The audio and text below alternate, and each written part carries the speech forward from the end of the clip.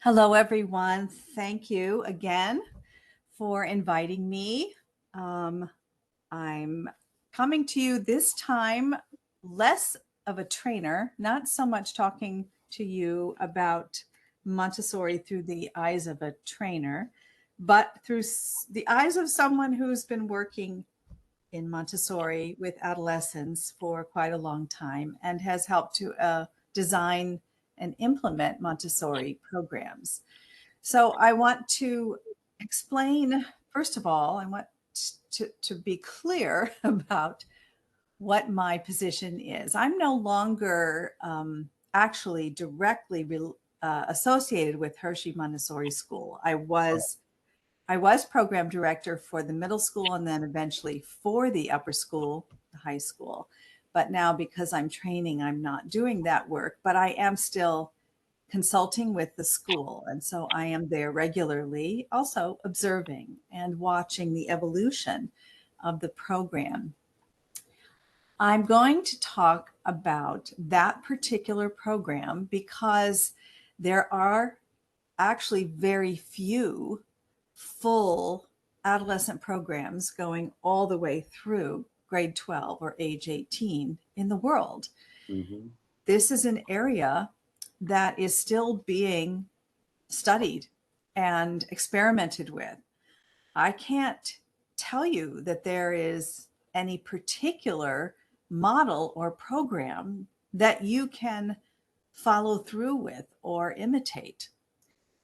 The programs that are being implemented are experiments in applying Montessori principles in different places around the world that have different cultural contexts. So I'm going to talk about, first of all, the fact that we can't really separate middle school from high school completely because we're talking about human beings. We're talking about a developmental stage that, according to Montessori, right, takes about 6 years for a human being to journey through. So ages 12 to 18 is considered one developmental stage. There's growth, there's change, there are ways that we can respond, that we can evolve with the human being who's going through that development. But to talk about programs as if they are separate really gets us back into the institutional structures that have removed education from human beings to begin with. So I'm going to start by going through the characteristics of those human beings in that stage of development. No program that you set up for education, at least through the lens of Montessori, can be considered without talking about human development during adolescence. Our education should be a support for the development of human beings going through a particular stage of life. This is the fundamental principle behind Montessori education, that there are planes of development, there are stages of development.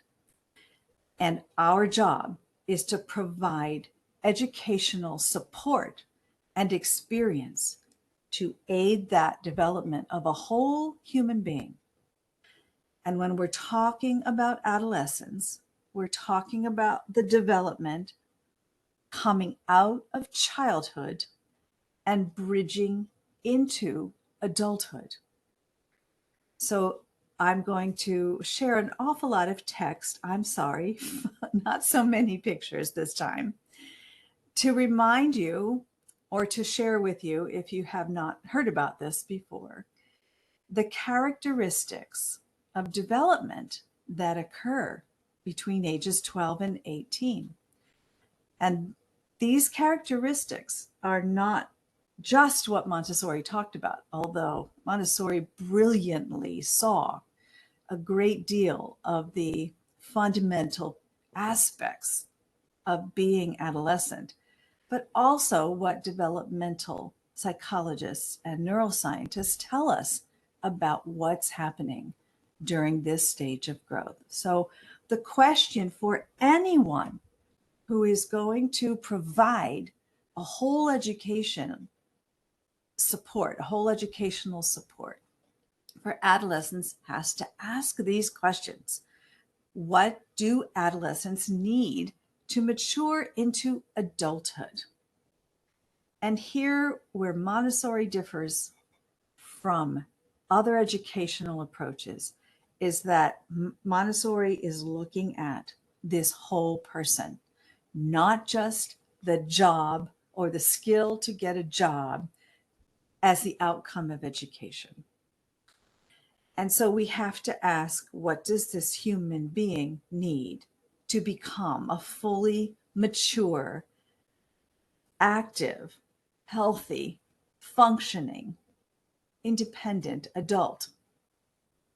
And what does that look like in the context of where you are, where your community exists? There are cultural aspects to this, right? Montessori always addresses what's fundamental to being human. As an anthropologist, as a scientist, I think Montessori would be so supportive of our study of neuroscience and current understanding of the development of human beings that we are learning from psychologists and scientists. Still, context does shape the adaptation that's required to get a young person into adulthood. And so looking at the context of where our young people need to find a place in their society, find a place to belong and make a contribution, right? What does that look like in our cultures, in our place, where we find ourselves in the world, where our young people operate in the world? Even though we are increasingly a global culture, which is interesting and actually very hopeful from a Montessori point of view. So what do they need? Well, we need to consider what the characteristics of adolescence are. So I have a number of slides. I'm sorry, there's so much text and language here, but it's so important to consider what's needed in this time of life. Characteristics of adolescence include the fact that they are growing dramatically. This is a time of life where so much development happens. It is almost, but not quite, equal to the development of an infant and a toddler into young childhood. So there's rapid physical growth, hormonal growth, neural growth, and yet it's very uneven. We cannot treat this human being as if they are still a young child. And we also cannot treat them as if they are an adult. There's a great deal that is changing inside this young person. And our response needs to consider how dramatic that growth is. Because of the dramatic growth, this is a time where the individual feels insecure, where they're actually more vulnerable physically and emotionally, psychologically, because they must go through a great deal of change and they must develop brain and body capacity to do that. But because they're conscious beings, they've lived for 12 years on the planet, they look around them and they are trying to understand where they belong in their society, in their group, in their culture. And their vulnerability includes a sensitivity to their own dignity, their own personal dignity, and also a sensitivity to what is just in the world, to justice, to how people are treated in the group, in the society, because they're sensitive about their own personal dignity. They are also sensitive to the dignity of others.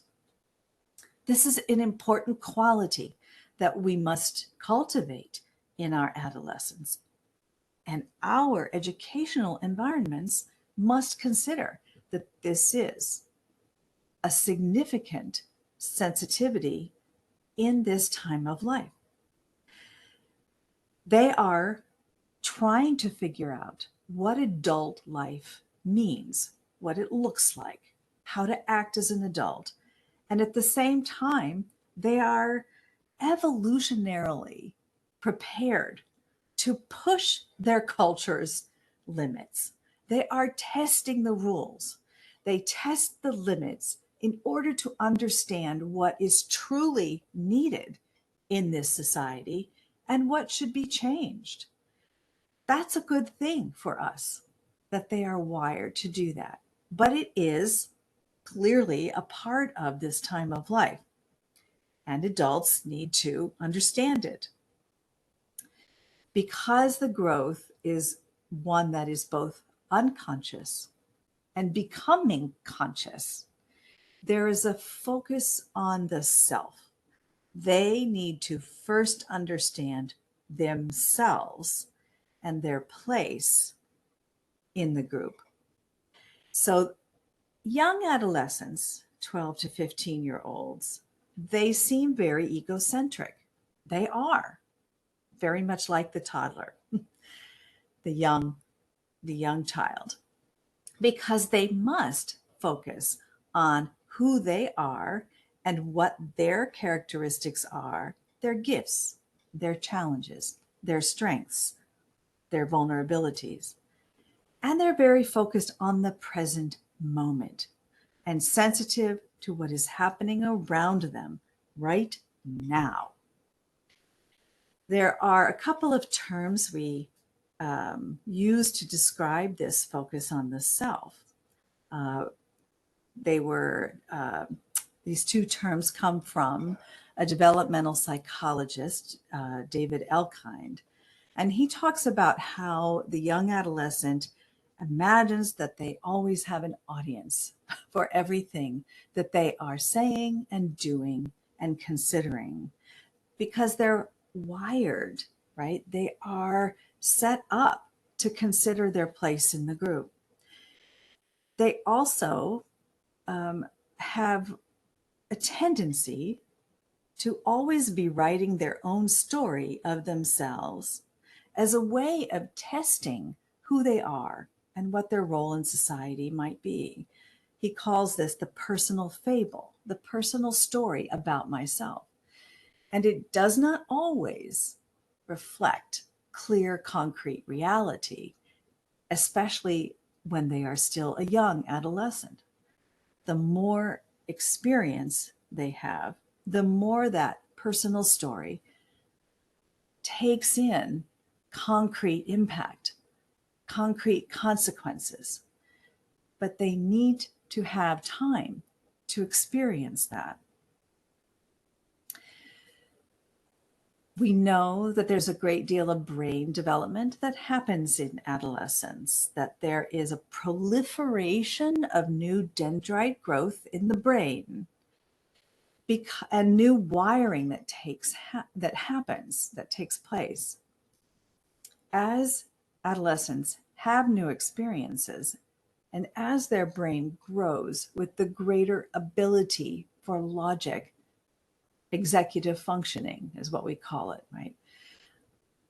Whatever pathways in the brain, the neural pathways that get strengthened, are the ones that will stay and be strong and help to govern the way they live in the world. So experience is important in adolescence as the brain is wiring itself for the culture and the place and the time that adolescents find themselves in.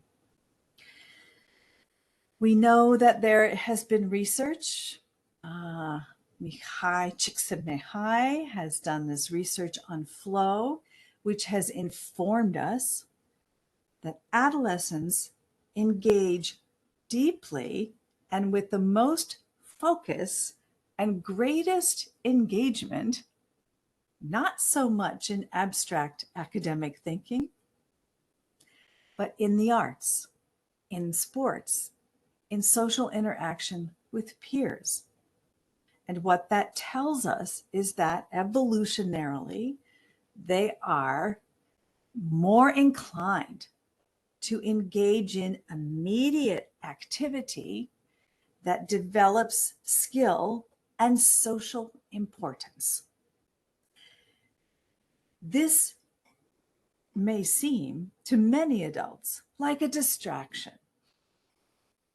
What we need to consider is that it is important for them to engage in activity that connects the mind and the body and their social experience.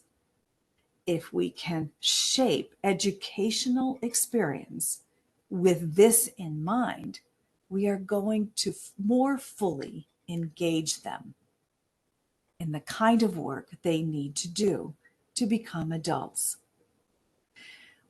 We know that the brain is developing over this time period, and that the inclination to take risks and to risk in order to achieve social and emotional rewards is stronger and develops faster than executive functioning skills.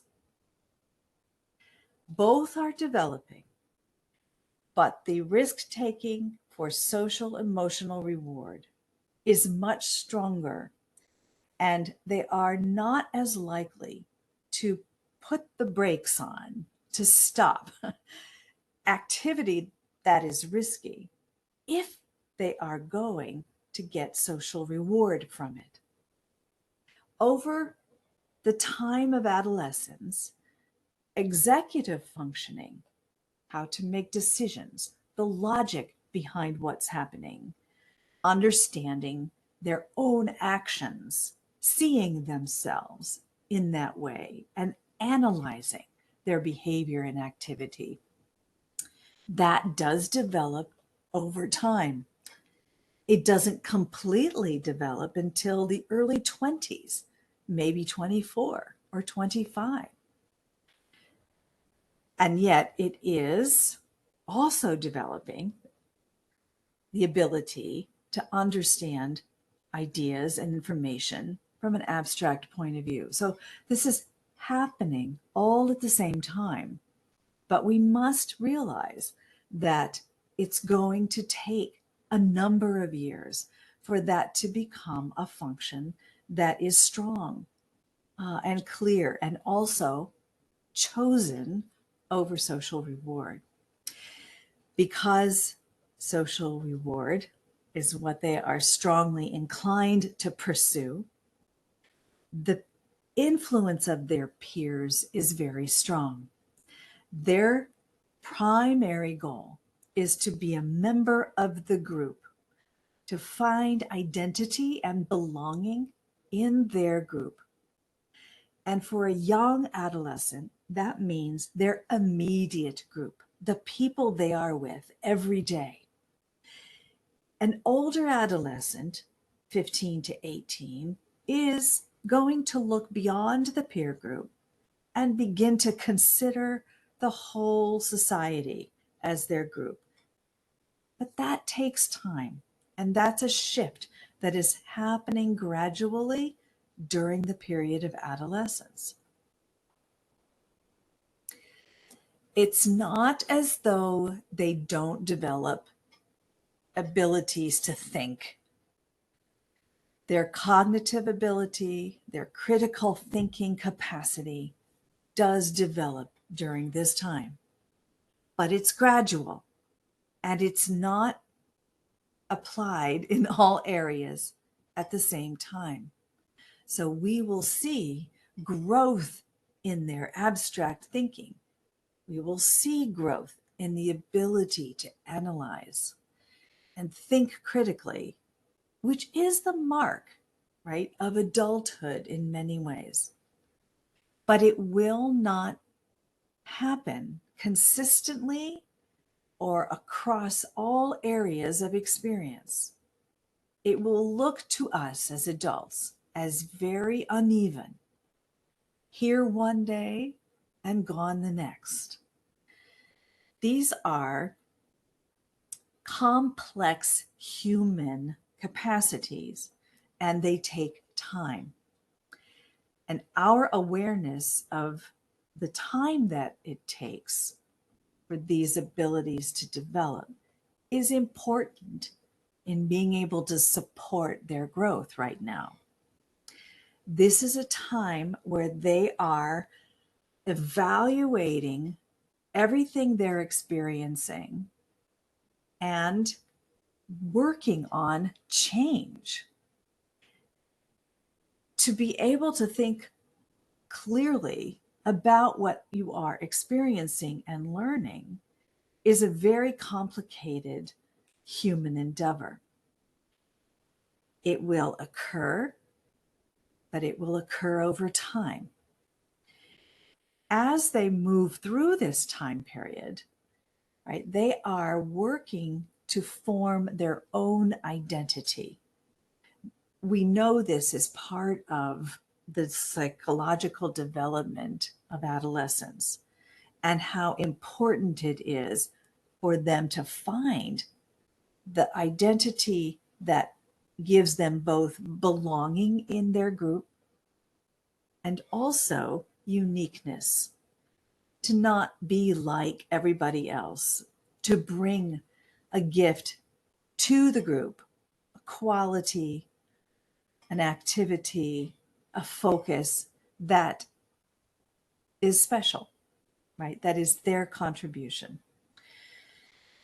In order to form identity, they must consider the values of those around them and their own values.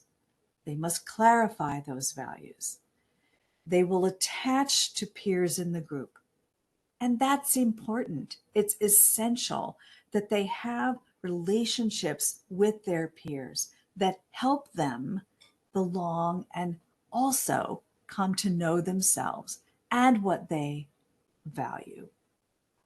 So close friendships are very important to them.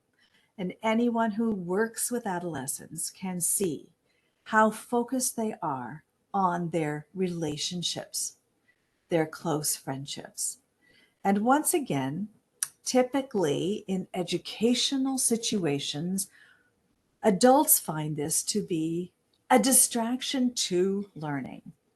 But truly, we must recognize that it's an important part of their growth. It's not something that is bad. It's not a terrible aspect that they have and that they have friendships and that they value their friendships so highly.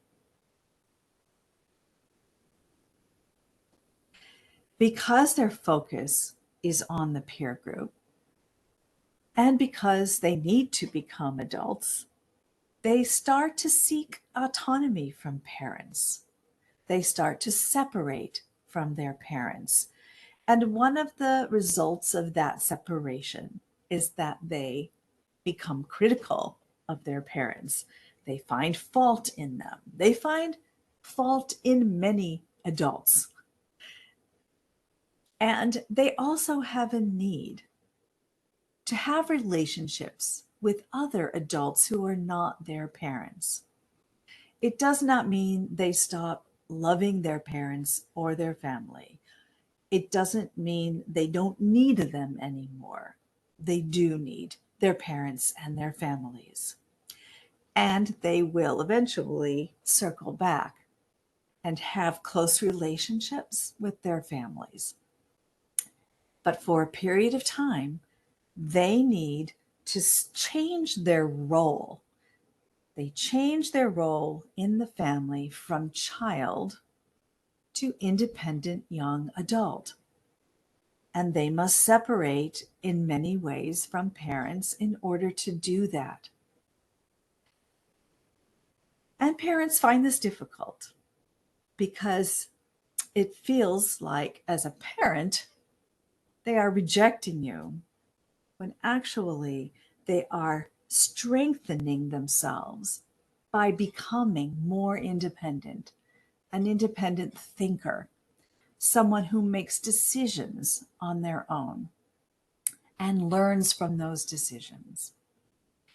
We also know that their experience in the world beyond the family can very much help to support their maturity, their growth towards adulthood.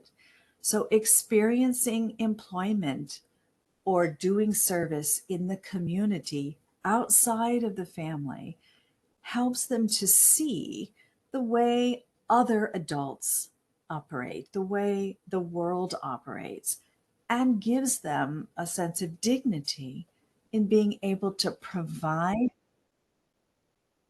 service and also have a role outside the family.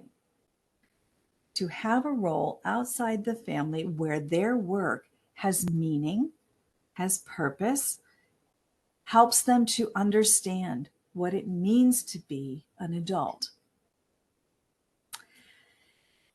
I've spoken in previous workshops about self-expression and how important it is for human beings to be free, right? To express your needs and your perspectives in a way that respects other people's expressions as well. There's a kind of super hyper need in adolescence to self-express because it is one of the ways that they establish for themselves what they're thinking, what they're experiencing, how they're feeling, what they value. So we need to provide lots of opportunities for them to do that, to analyze and experiment with, and then also share their perspective of the world. Self-expression is this binding process between people. We connect with others by freely expressing what we are believing and experiencing and thinking. And in hearing what other people are thinking and experiencing, we come to understand each other better. So self-expression is not just what the individual needs, but it's actually what a group needs in order to function as a group, in order to connect with other people and empathize and compromise and negotiate with one another. Because we do live in groups. We function as a social entity, right? We are social creatures. So it's important to recognize that self-expression both honors the dignity of the individual and also is the glue between the people in the group who must be aware of one another's needs. Finding a contribution to make to the group is so important for adolescents to experience firsthand. We all find meaning in contributing to our group. It is fundamental to being human. It's actually fundamental to our mental health, to our psychic health, to be able to have a role and to make a contribution to whatever group we are working in or living in together with, right? So adolescents need to experience that, the ability to make a contribution to the group. If they have opportunities to contribute to the work and experience of the group, they are less likely to seek activity that is counter to the needs of the group. I could go on for a long time talking about this, but it is so fundamental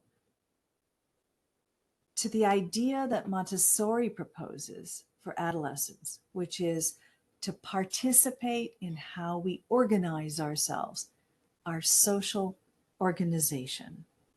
It's the fundamental mechanism for development during this time of life.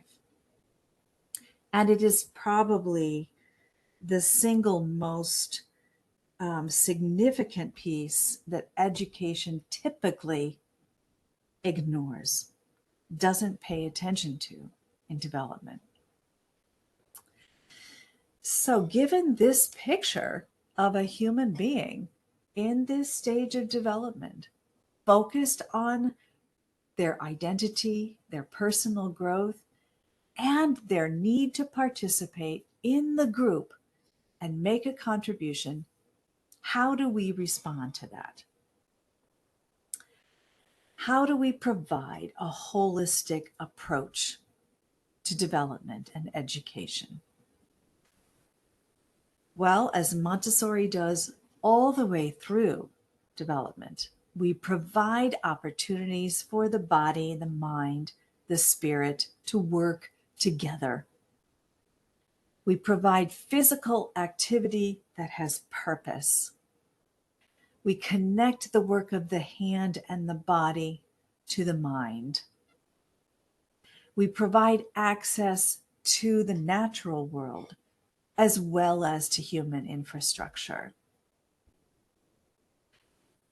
We provide opportunities for meaningful work, work that calls to this human being, that says, yes, this is work you are meant to do right now. To provide opportunity to contribute to the community in ways that the level of challenge is adult-like. Because adolescents can tell the difference between genuine, authentic work that reflects the work of adults.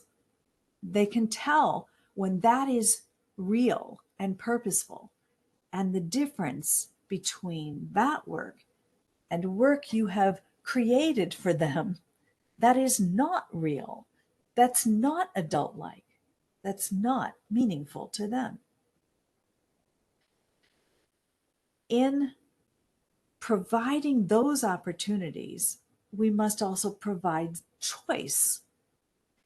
Choice allows the individual learner to be an agent of their own education, to be able to identify with the work that is calling to them and shape that work themselves, right, in a way that allows for personal dignity. So there's this integration, let's call it integration, between freedom of choice and the work being purposeful for that community. It's not that they get to do anything they want. Choices are choices that work for the group, that work for the task at hand, but allow for personal contribution. We need to recognize that they are driven to express and understand other people. And so the nurturing of empathy for others by collaborating with people over and over again, different situations of collaboration with other people in a task, in a meaningful task for the community, nurtures understanding of what people need and what the group needs. And finally, we need to give them, well, finally, I have more, but we need to give them the kind of feedback that's going to help them improve their capacities to think and to operate in the group. Clear, productive, non-judgmental feedback that's actually a response to what they need right now in order to successfully accomplish a task, in order to help them and give them sufficient skill to become independent in this situation, in this task. They need to have experience in resolving differences and resolving conflicts and experiencing why there are limits in our groups. Why are there rules? Why are there laws? Why are there expectations for diplomacy, for cooperation? What do those look like? Why are limits necessary? They need to understand that not only intellectually by questioning those limits, by learning about the history of our rules and our laws and the ways that society evolve, intellectually and also through experience. They must be allowed to have conflict and work through differences of perspective in order to really understand not only who they are and what they value, but also how others can have different perspective that is just as valid given their context. They must be able to experience their life, their work, interactions with others, collaborations with others, concretely, in order to truly learn how to be a human being working with other human beings. So we are looking for holistic situations where they can immerse themselves in the work, body, mind, and spirit, and have the freedom and the opportunity to take different approaches to learning, because there isn't one single approach to learning that achieves understanding and independence. People learn in different ways. And so we need to provide a variety of approaches for that learning. The work that we do with adolescents, if it's going to reach them, engage them, and support them towards adulthood, should have a social context. They are primarily designed to be learning and studying social experience, social organization, how we organize to work together. So the context of their work is going to mean more if we provide social experience and the opportunity to collaborate and solve problems. This is what will match their developmental needs, the trajectory of development they're designed to follow by nature, by evolution. We want to provide self-expression opportunities in everything they do because it is so fundamental to our humanity. We want to consider what challenge is appropriate for them in their age group and for them as individuals. And then we need to provide the support to meet that challenge, to meet the level of challenge that's going to prompt them to grow, to improve their capacities and their skills. We're always looking to provide this balance between challenge and the support to achieve that challenge. And if we understand how much dramatic growth is happening at this time of life, we will practice patience with the inconsistencies that we experience, knowing that that is normal. That's what is to be expected, that there will be inconsistent growth in executive functioning. In particular, we want to provide many different experiences of independence. I speak a great deal in other presentations about the experience of independence being at the core, at the center of human growth. Because achieving independent ability to function in the environment is what leads us to adaptation.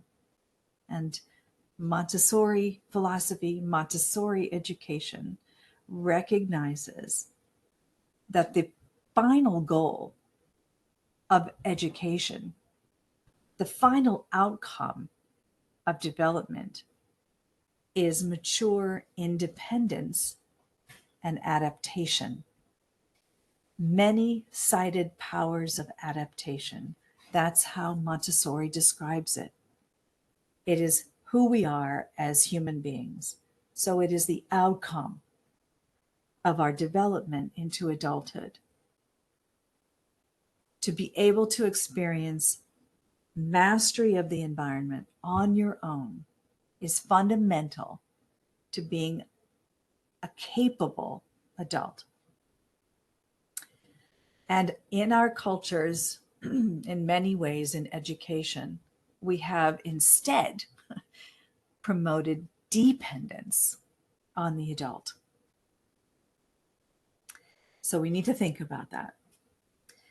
And if this experience of being in a social organization is authentic, it will mean that there will be a need to consider moral response to situations.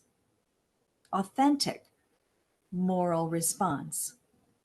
Because there will be differences, there will be conflict, there will be the need to cooperate and to understand how to do that.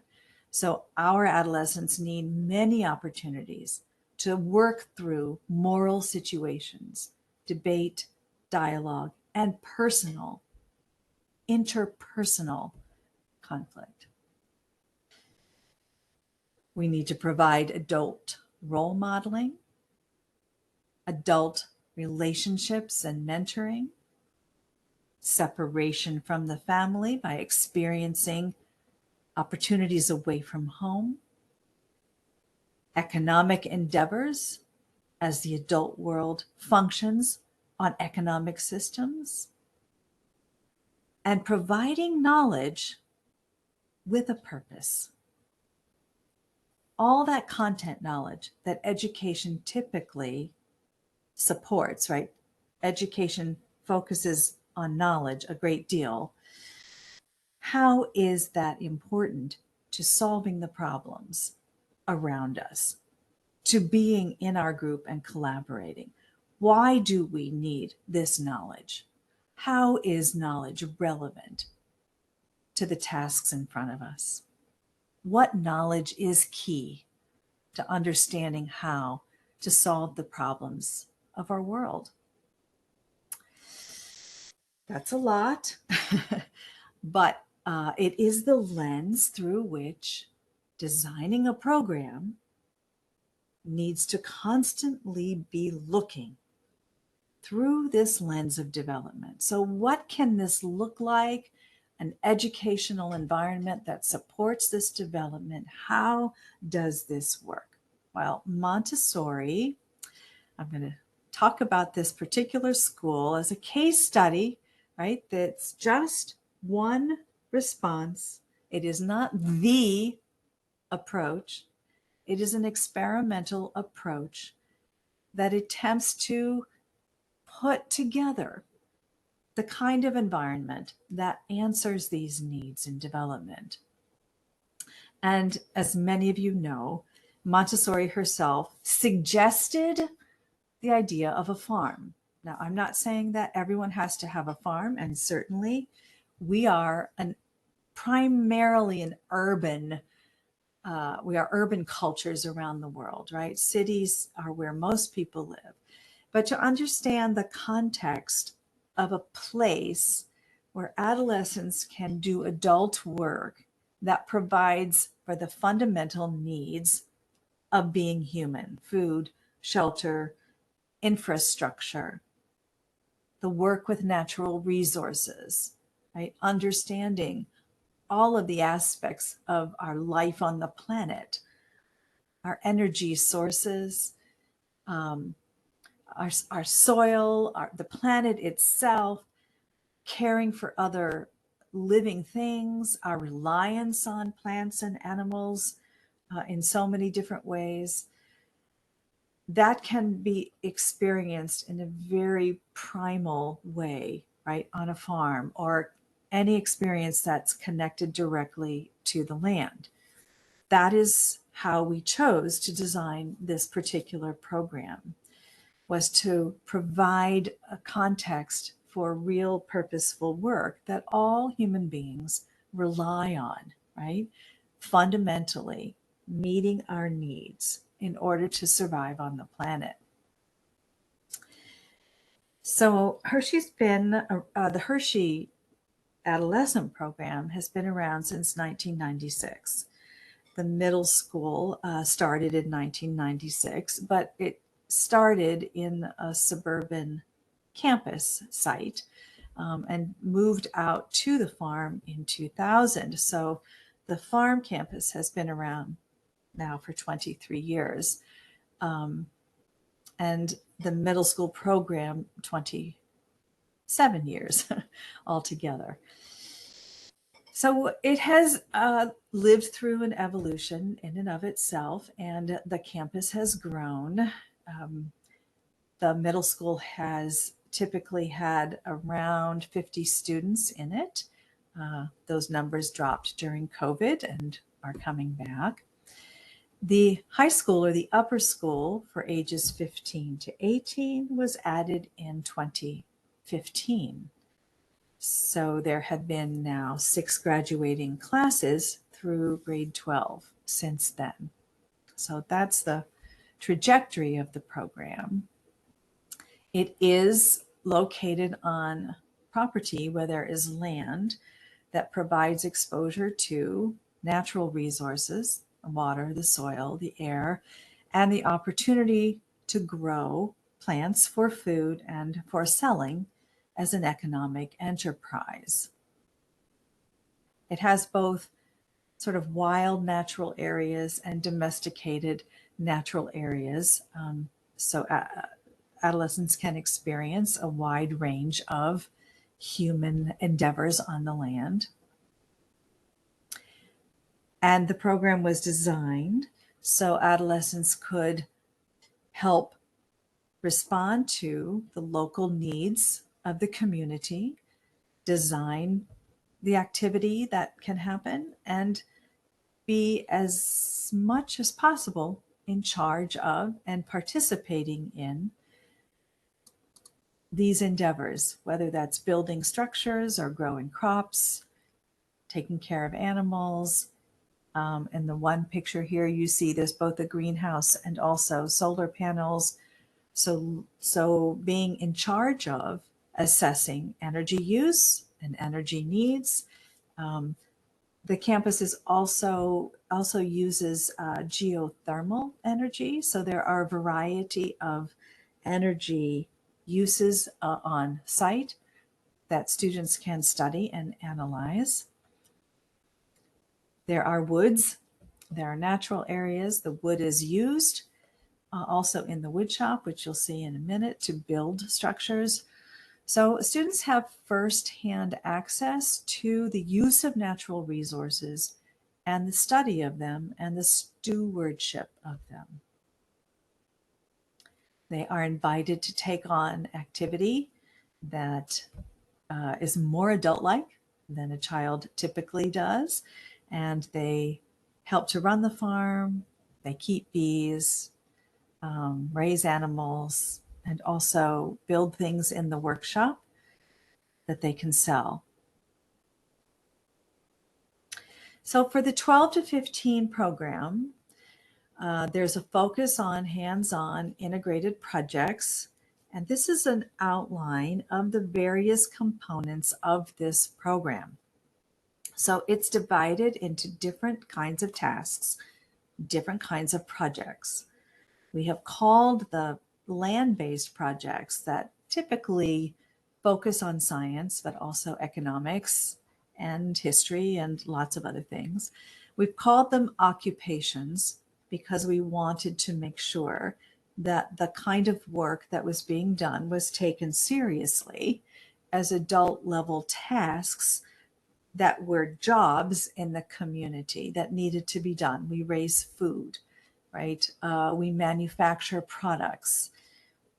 We study and assess our soil and our water use, right? So these are real jobs in the world. And we wanted to make sure they were seen as such and not just as study projects, right? So we call them occupations.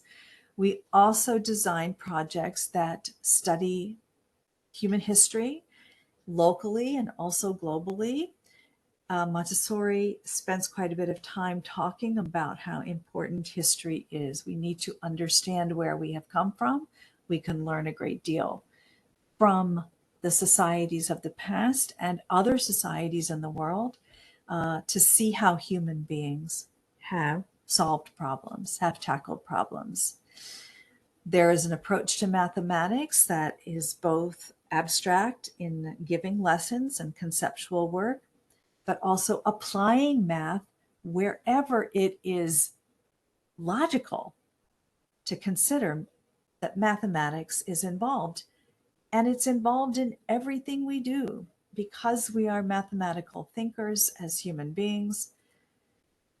We measure, right? We assess, we have accounting systems, right? So mathematics is considered integrated because it is not just studied academically, it is also integrated and applied in all areas of life. World languages are offered.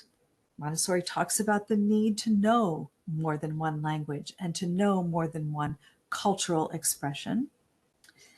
We study literature and the processes of writing in a workshop format, but also integrated into every other study.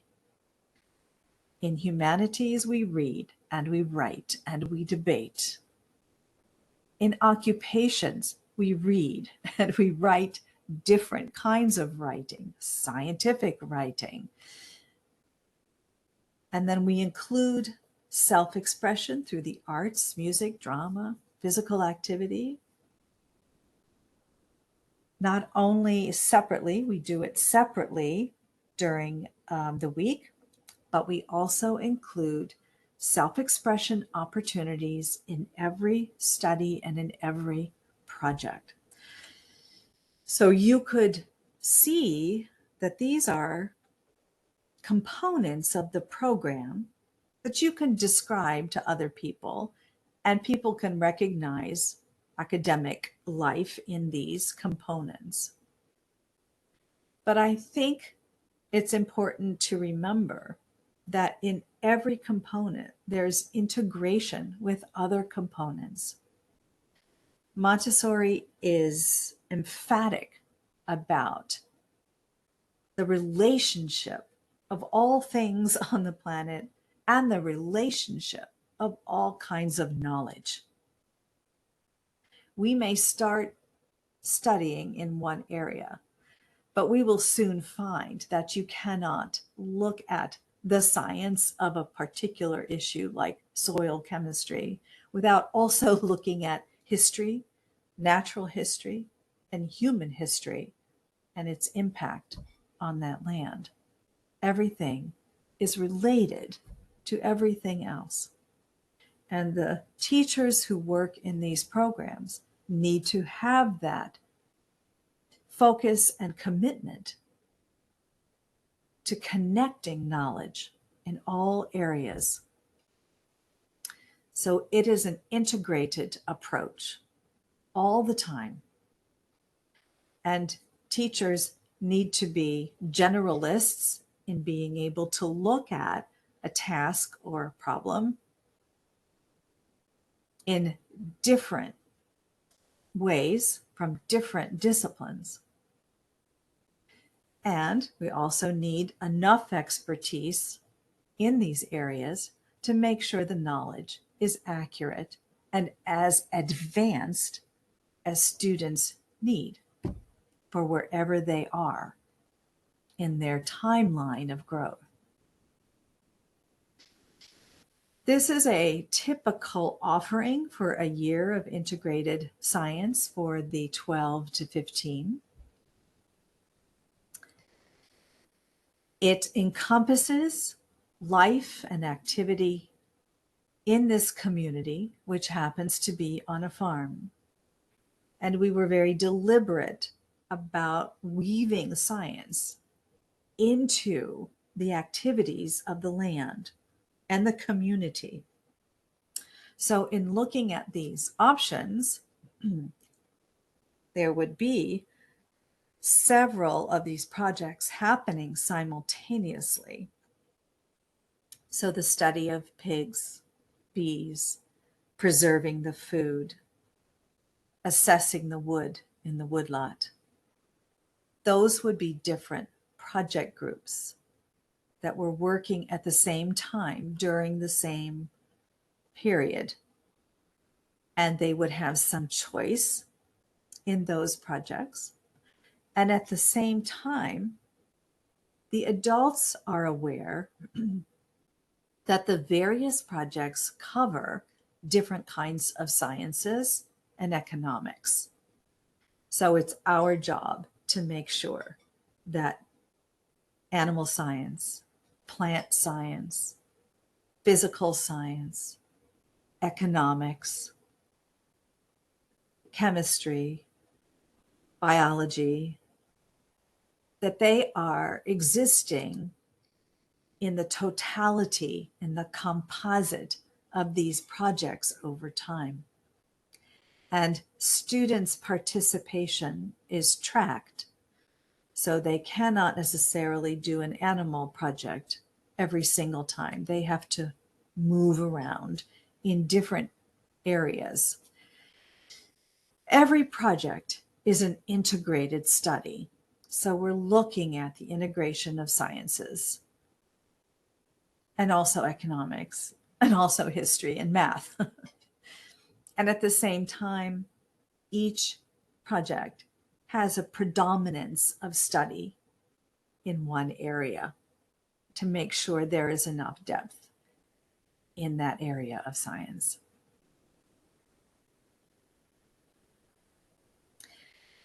In the program in the past, the 9th year, the 3rd level of the 12 to 15, would focus all year on land stewardship and the impact of human activity.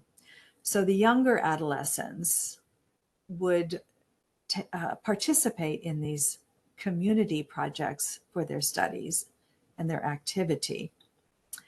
And that 9th year student would take the big picture and say, what's the impact on our land and our community of all of the activity that's happening, how we're changing the environment, how we're impacting it. And they would cover a biology course in the process of taking on that responsibility of looking at the big picture of human impact and the stewardship of our natural resources.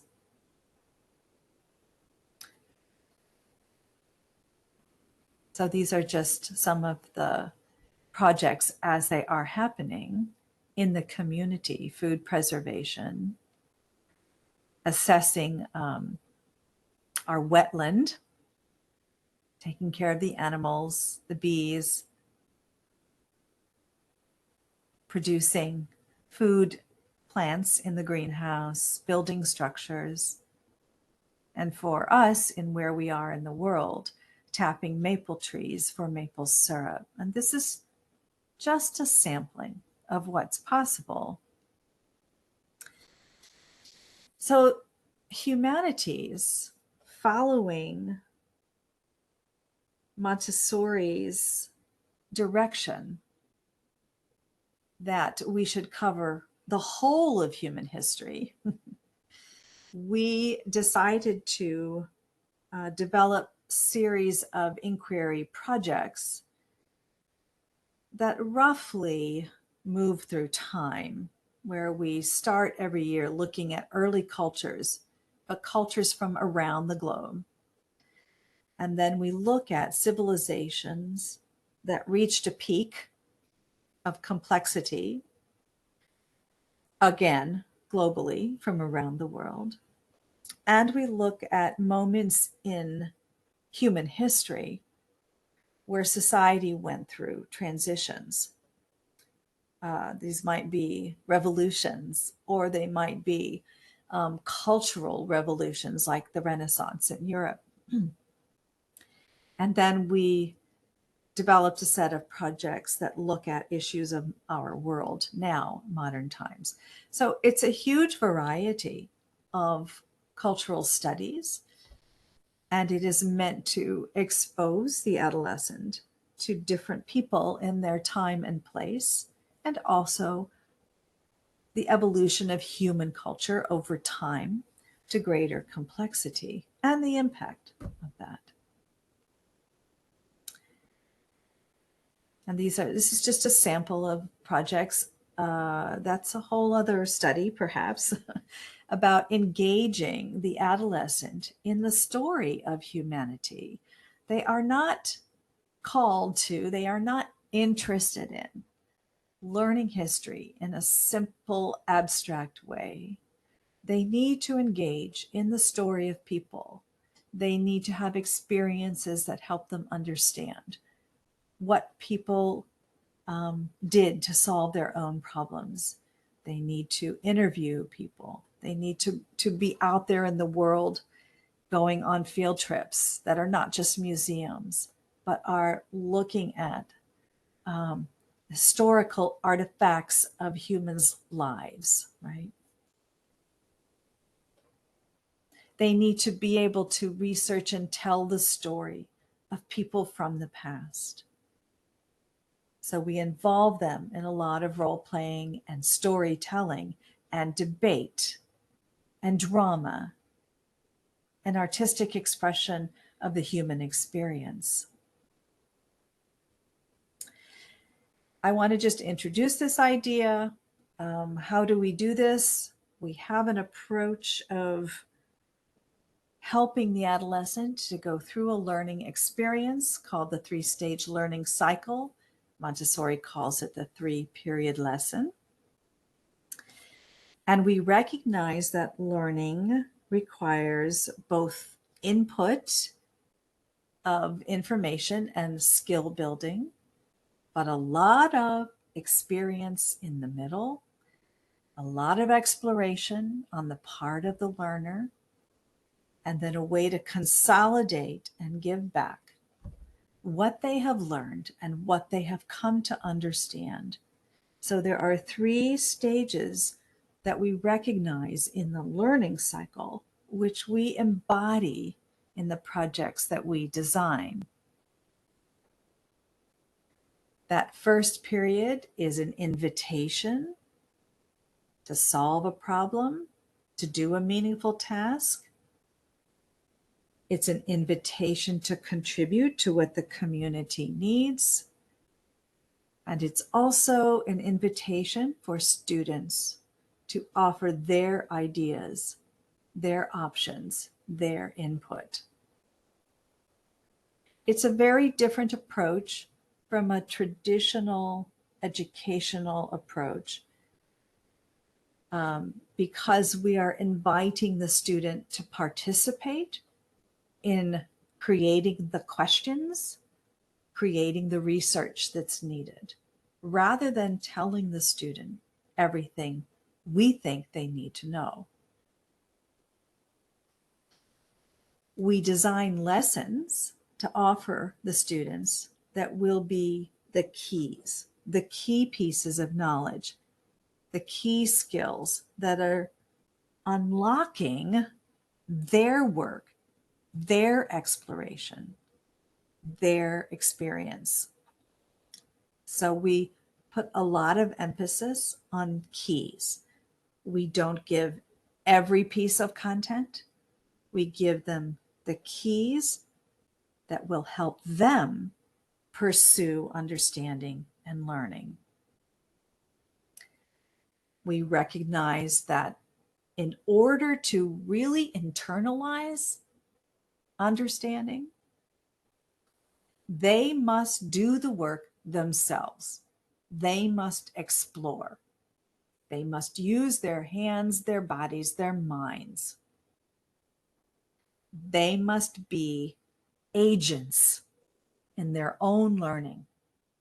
So we set up the conditions and support their research, their experimentation, the reading that is relevant to solving the task, to pursuing the inquiry.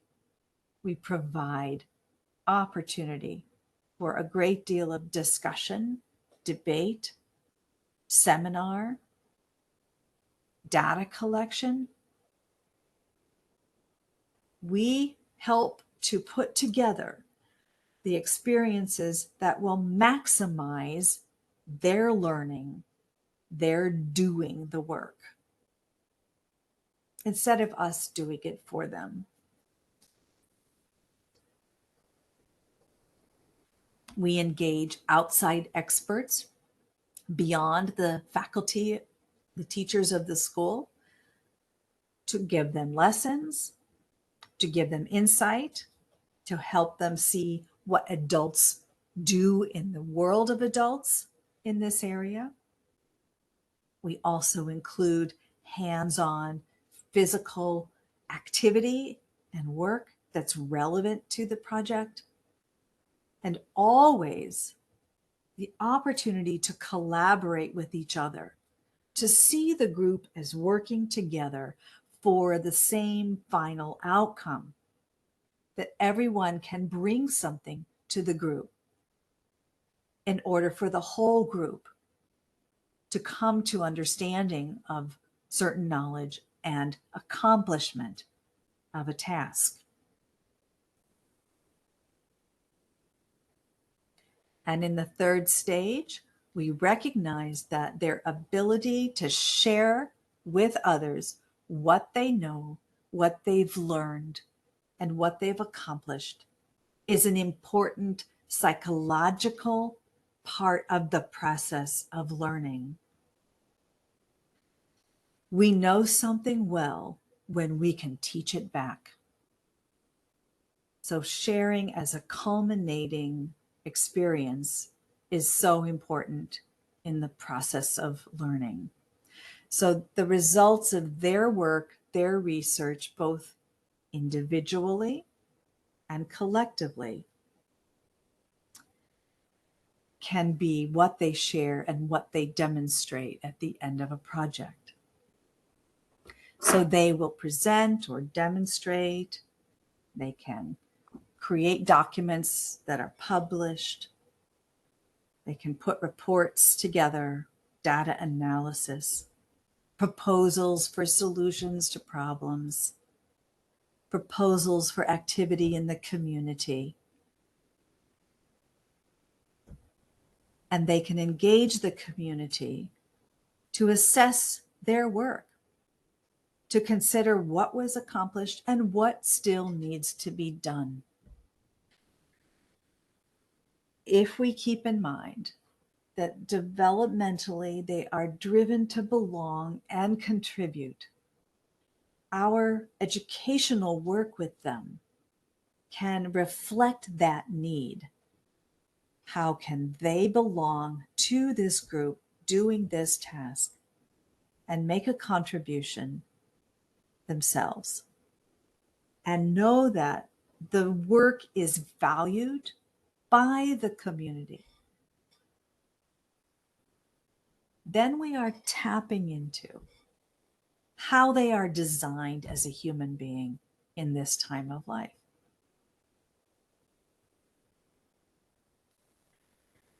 You've heard probably from Mike Waskey in the past, many of you, right, that recognizing that we all have mathematical minds. We're born with mathematical minds. Human beings think in patterns. We think in systems. And developing that capacity formally, but also through application in the world, is important. So we make sure there's some individualization as different individuals work their way through learning mathematical processes. We try to provide concrete materials that help represent mathematical patterns. And we apply mathematics to every project. We find what's mathematical about it, and we include an exploration of the mathematical piece.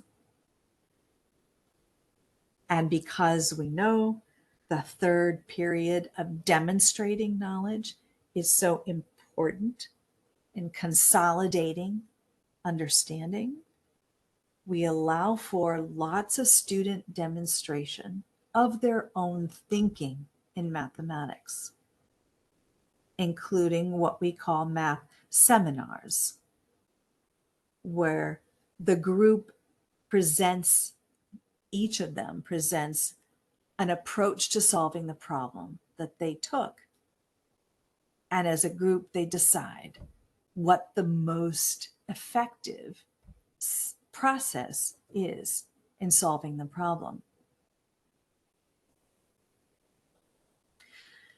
So I'm offering you the components of the program, right, as they exist, but also why they exist in the program in the way that they do. Language study happens in workshops throughout the week where there's a focus on self-expression through language and study of literature by discussing literature. But language is used in every area, in occupations, in humanities, in math, in world language study. We make sure that there is support for reading, writing, and oral presentation with language in every area of the program.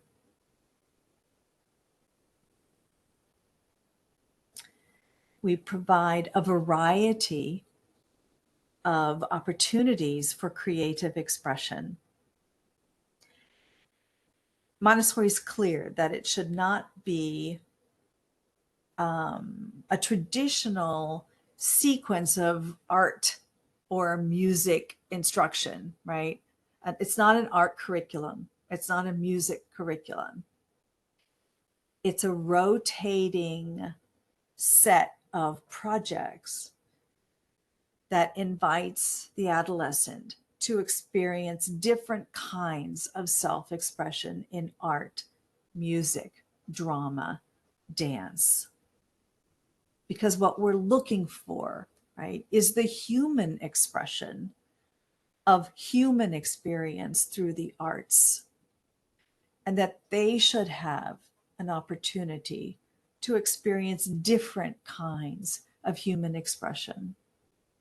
It is not meant for them to choose an area they will specialize in. It's meant to give them a full and rich experience of the arts.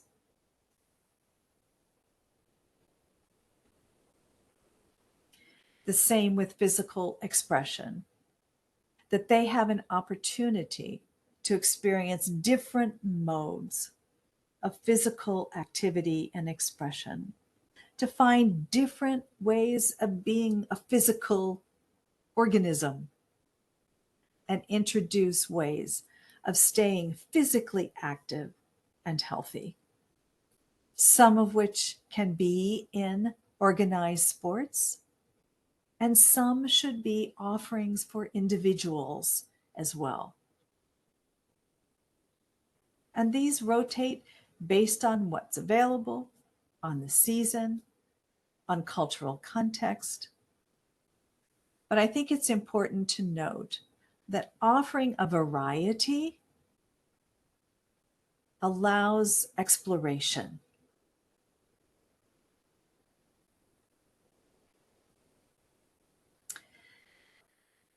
Students experience rotating tasks that they're responsible for in the community that require practical life skills.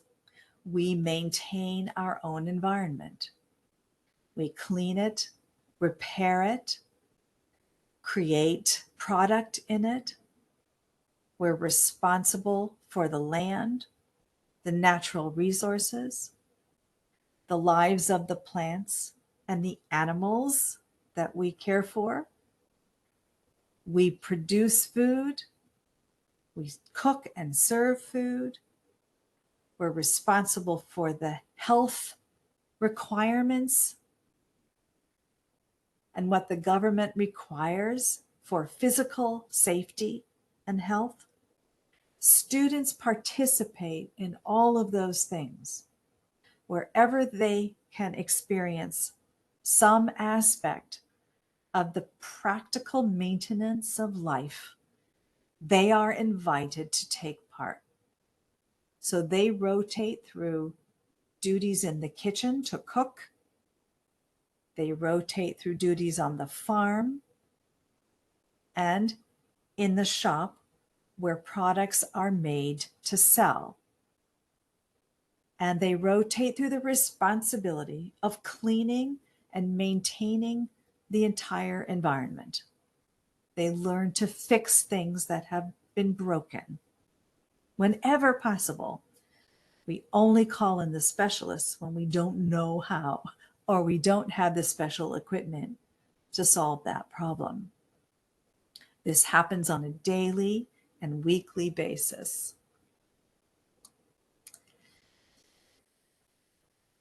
We set up what we called in the past a microeconomic system, a microeconomy within this community on this land. All of the economic endeavors that the students are involved in are considered part of this small economic system, which then integrates with the economic system outside of the school by selling products to the public and by needing to acquire materials and expertise from the outside world as well, right? So there's a variety of business endeavors that the students take part in. They run a garden, organic garden for vegetables and flowers, and sometimes fruit. They produce items in the wood shop. They produce maple syrup. At times, not always, they have produced honey with bees. They put on events, particularly food-related events like pancake breakfasts to raise money. They have produced holiday gift items, gift baskets as well, and they raise animals. All of this gets accounted for, and they are involved in the selling, the intake of money, the accounting systems, and the profit and loss experience from year to year.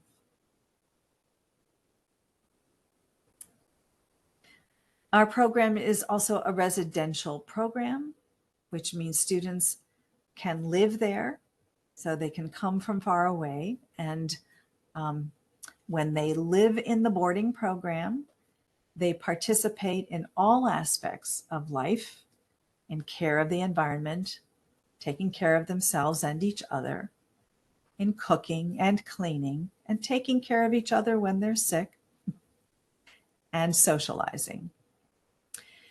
We also make sure that the local students have experiences in the residential life as well, so they can rotate in for a project or just to stay in the boarding community for a period of time. This is an important experience for adolescents, to take care of their domestic life away from the family and be responsible to each other in it. Okay, so that's 12 to 15. Now I'm going to talk a little bit about 15 to 18. I assume I'm going to keep going for another 30 minutes. I hope that's okay. I want to make sure the context for this program design covers 12 to 18. There are some differences between the middle school and the high school, but they're all in the same community and they interact with one another. Older students have responsibilities that are greater and more complex than the younger students do.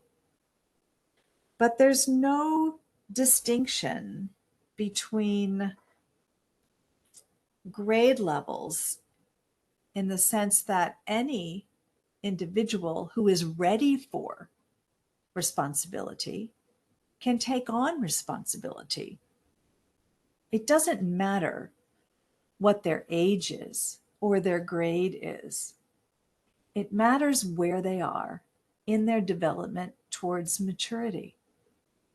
So to have all 6 years in the same community allows individuals to grow in different areas at their own pace. Academically, they are separated, generally separated in 12 to 15 or 15 to 18. But within those two groups, they can interact, they're in projects together in multi-aged groups. That's an important Montessori component, that we do not divide things by single grade levels, but we support individuals within a group that allows them different timelines, different trajectories for growth. We have observed how sometimes having the oldest students who take on adult-like responsibility can overshadow the younger students who have capacity. So we are learning how to recognize individuals who are ready for more complex academic work and community responsibility. And it's not always easy to structure, but we do pay attention to individuals and their individual timelines. All right, so we call this the upper school rather than high school. We were trying to break away from traditional ideas of high school. And the way the program was originally designed is that grades 10, 11, and 12 were together academically. Recently, Hershey made the decision to go from grade 9 through 12, just 2 years ago. That was done as a marketing decision because 9th through 12th grade is what most schools are typically designed for. And there was the thinking that we might get more students recruited coming into 9th grade if it was part of the upper school. Actually, the school is rethinking that decision, and they are seeing the ways in which the 3-year subgrouping was beneficial, and the 9 through 12 hasn't necessarily resulted in higher recruitment. So that's just an aside comment. But it was designed for the 3-year grouping of 10, 11, and 12. And I want to just talk a little bit about how the 15 to 18-year-old is different from the 12 to 15-year-old, right? What do we need to pay attention to with this older group of adolescents whose brains are developing greater executive functioning? Their ability to reason, to think abstractly, is growing.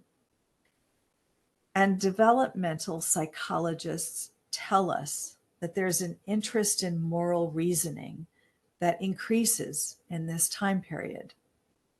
They are also capable of more independent functioning. They may want to get the lesson, whether that's in math or science or economics, right? But they also want to get to independent work faster than the younger adolescent does. They're ready to do things on their own.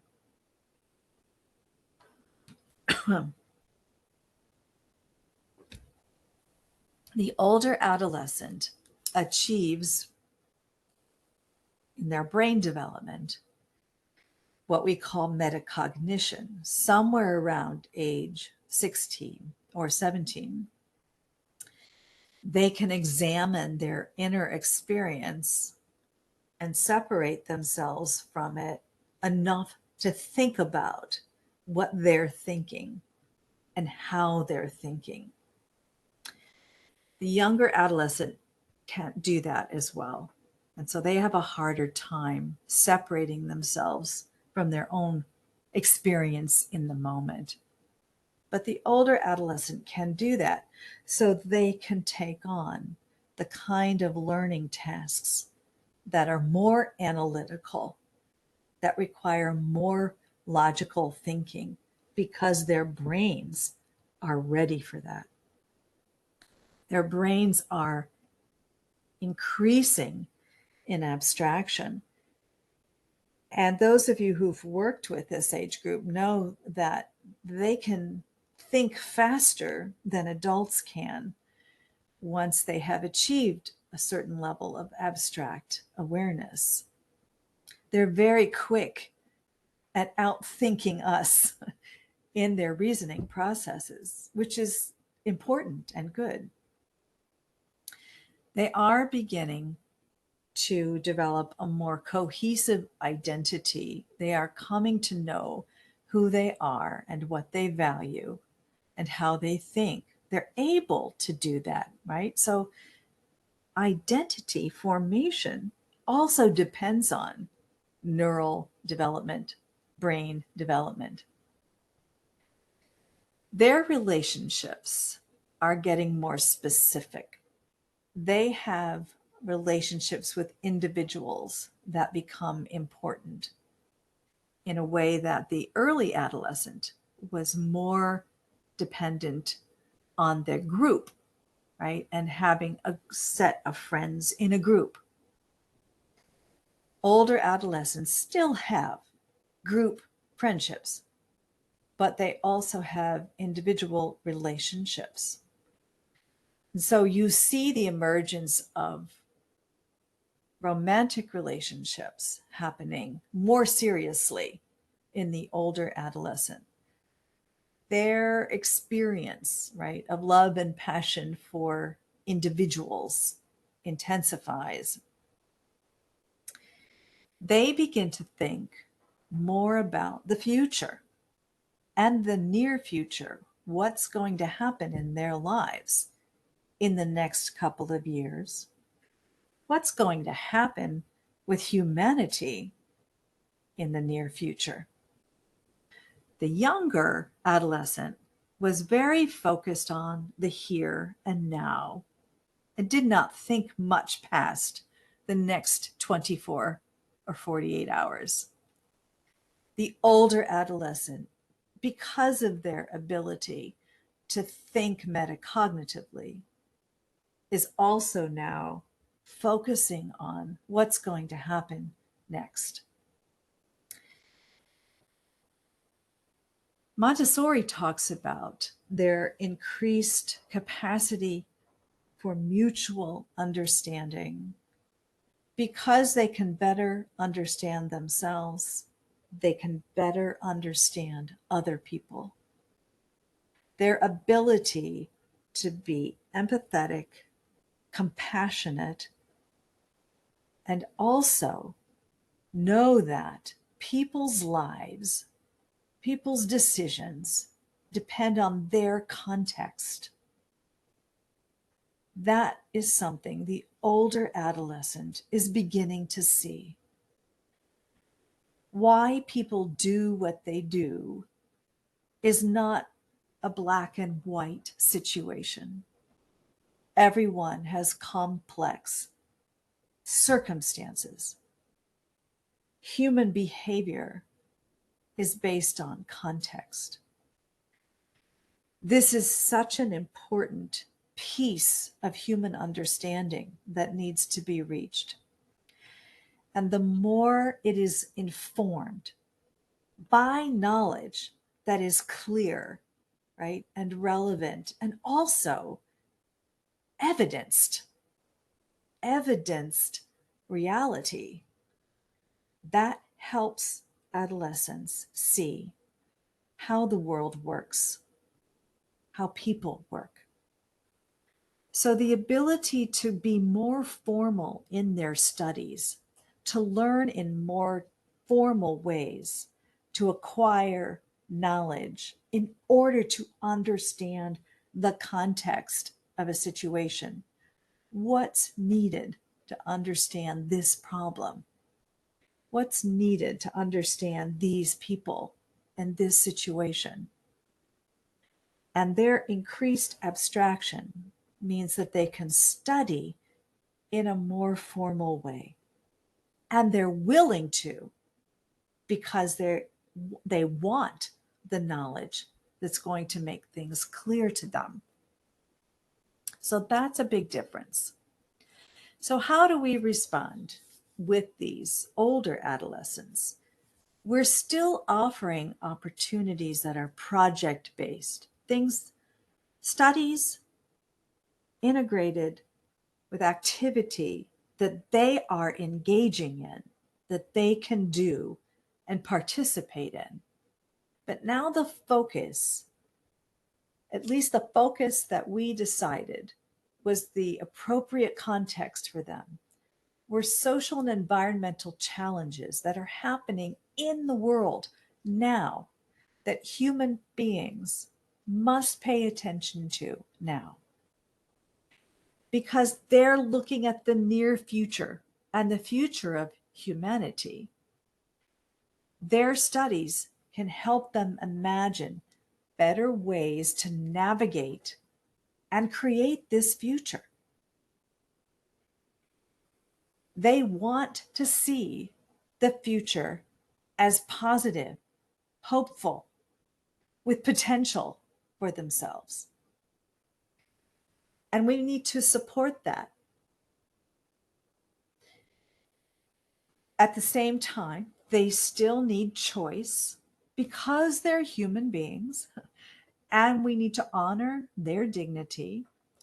we allow for individual avenues for study within the challenge of the project or the task. My friend John Buzzard, who's now the director of the upper school at Hershey, talks about internal choice versus external choice. Within any avenue for study, within any project, right, there can be individual choices for contribution, and there needs to be individual choice. They're not always able to make the external choices of which task or which problem to focus on. In some ways, the world and the community is offering choices for us to work on. So external choice might be sculpted and shaped by the whole community, with adults and adolescents working together. What should we study? What problems should we address? Individually, they can make contributions within those projects.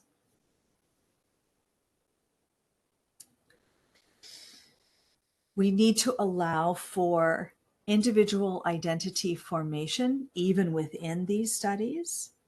And we can consider that there's potential for greater intellectual challenge because of their growing metacognition. So this is how it's different with the older adolescent. Adults are there, yes, to give lessons, yes, to give knowledge and skill, but also as mentors who understand them as individuals and are supporting their individual development. We need to make sure the place that we're working in is a safe space for processing relationships, which continue, and that the work that they're doing is adult level relevant work. We just have to remember their prime directive is to find belonging and make a contribution. That work needs to feel relevant to them in order for them to engage fully.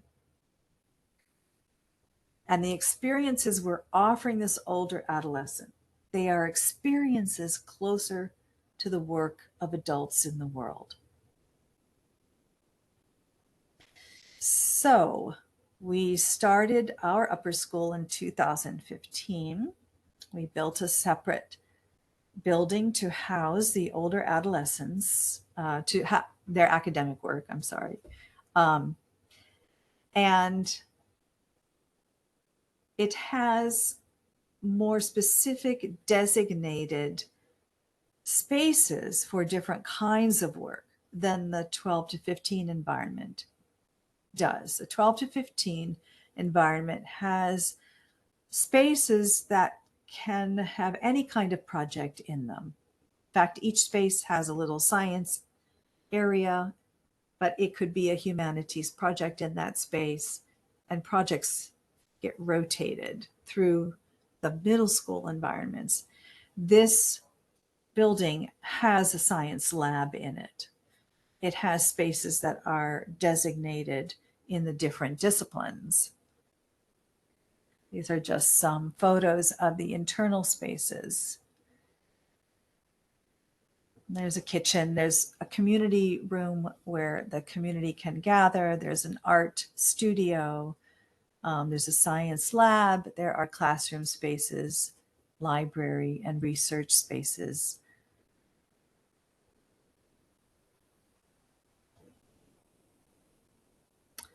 Typically, the language arts workshops or classes are in the same room, right? The science classes are in the same room. That's not the case with the middle school. So how this program is designed is project-based, same components as the middle school: integrated science, integrated humanities, language arts and world languages, and math. They are more advanced, obviously, right? But they're still integrated. We combined 10th and 11th grades into project groups. So they're engaged in the projects together, and over their time, they incorporate the studies that are required by the state of Ohio, right, our state government, within these projects. We based the projects on an organization called the Millennium Project, which is a think tank that's worldwide. And every year they update their list of the most pressing global challenges on the planet. Interestingly enough, these challenges fall pretty much either into integrated science projects or social science projects, right? So if you're looking at democratization, you're looking at a social science, a humanities study. But if you're looking at energy, then that's primarily a science, environmental science project. So from these projects, which are the pressing needs of the world, to start our high school, our program, we chose 6 projects in each area of humanities and integrated science, and developed integrated studies projects. We anchor the projects in a local context. How is this concern? Let's say it's energy use, right? And energy, access to energy. How is this an issue or a challenge where we live? What is our local use of energy? Why do we have the certain kinds of energy sources that we do? And we're looking at our local and regional situation first, because this is the immediate relationship that we have to our community, to our region, and how our lives are directly affected by this challenge. Yet, every challenge we look at has a global situation, right? It is connected to global issues, as everything on the planet is connected. So by giving it a local context, we make it immediate. We give it a place in our community first, and access to local resources and people and experts and experiences that we can engage the student in.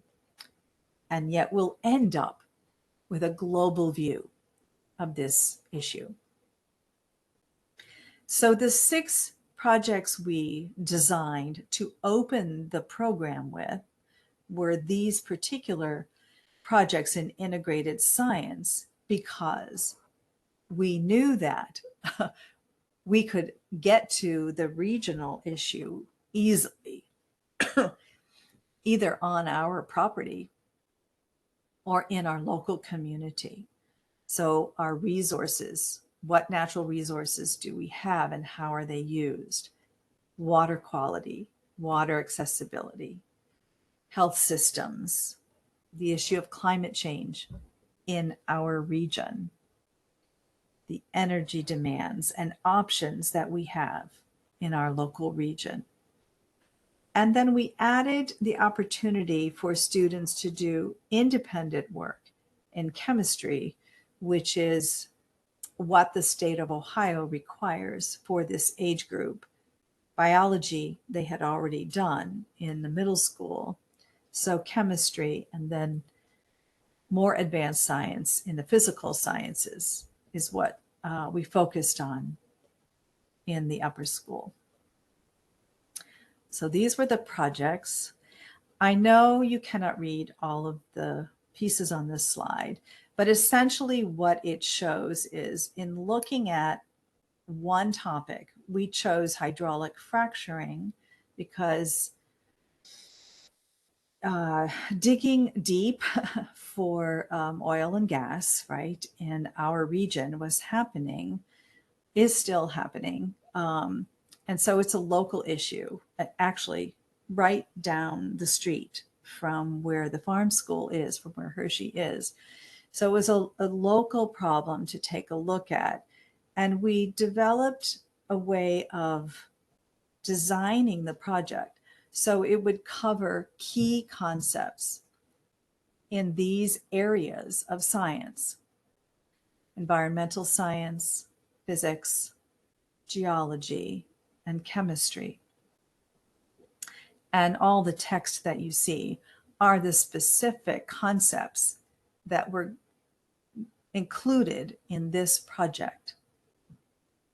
I'll just give you one example. Like in chemistry, molecular structure and bonding, acids, bases, and pH, aqueous solutions, right? So we designed the project and detailed the content that would be included in this project.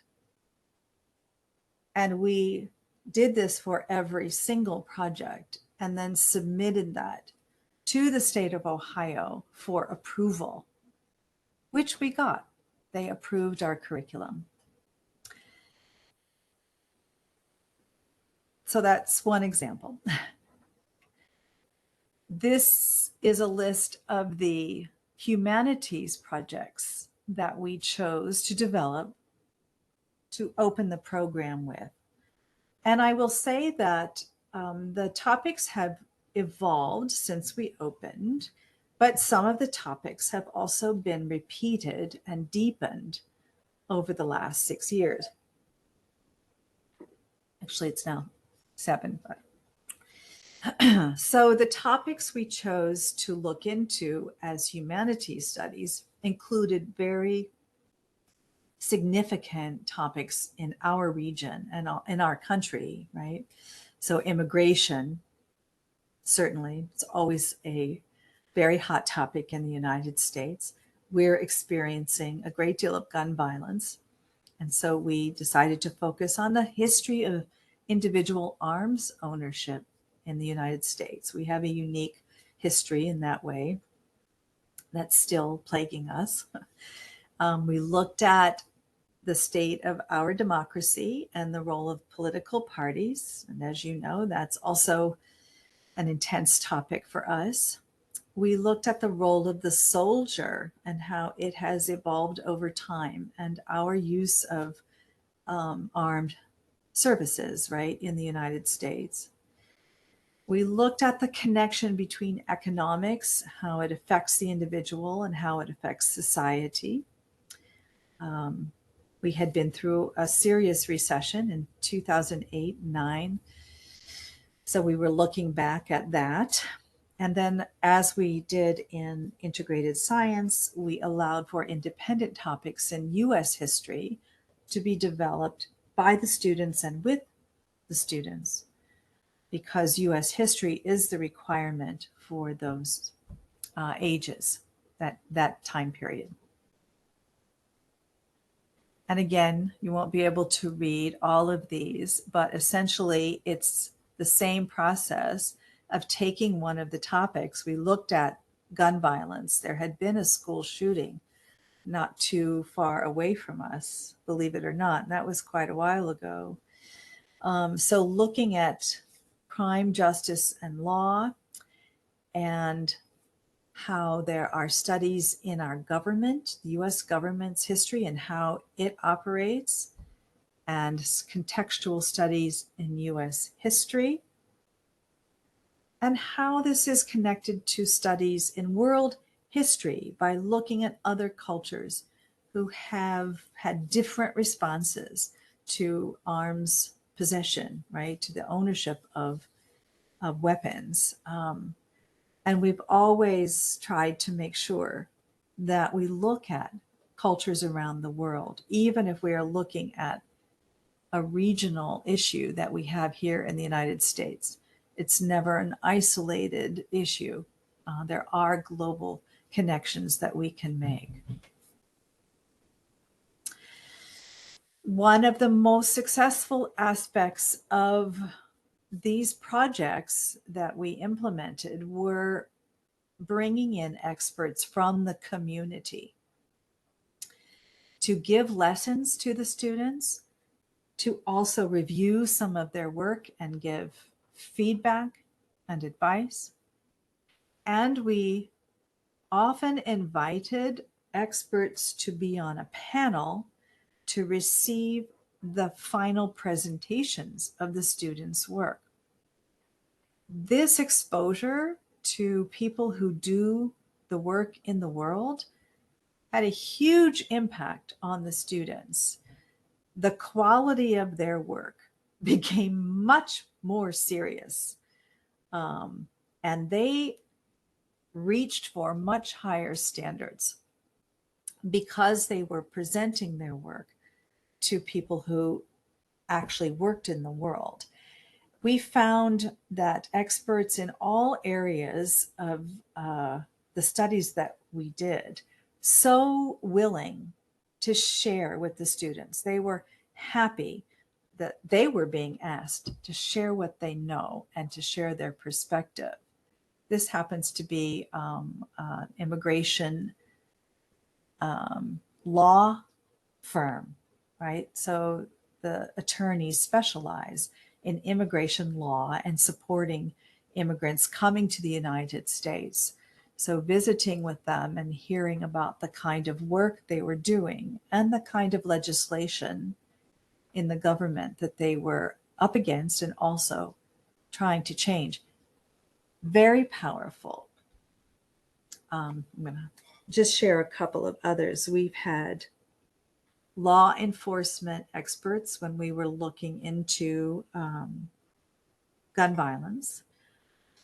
We've had science experts in soil science, agricultural science, for whom the adolescents argued their position on the value of organic farming, to experts who weren't necessarily in support of organic farming for a lot of reasons. We have had history professors offer lessons, for instance, in the history of American law and our Constitution. We have had local politicians and leaders in the community come talk to the students. So this is a really important aspect of this program design, and one that I would highly support because of the impact it had on the students themselves and the seriousness with which they took the work.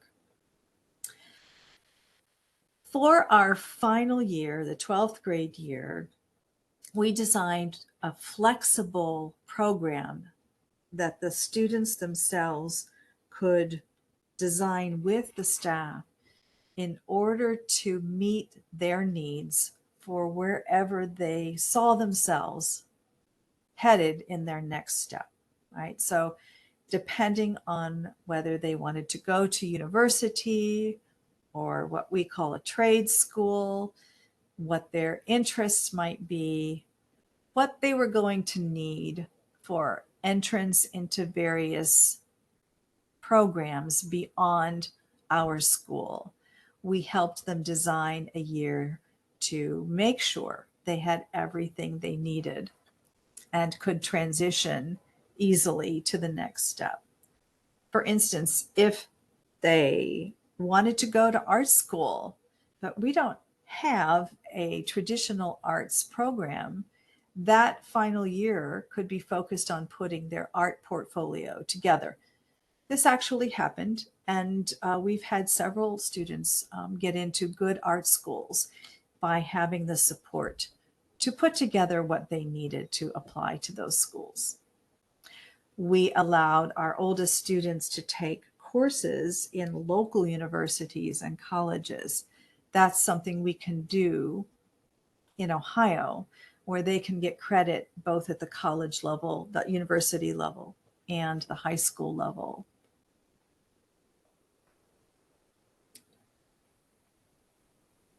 So we worked with them on their options for post-secondary education. We helped them prepare for entrance exams. We allowed them to design any courses they still needed could be designed to meet their particular needs for the next step. And we invited them to do an individual research project or contribution project to the community.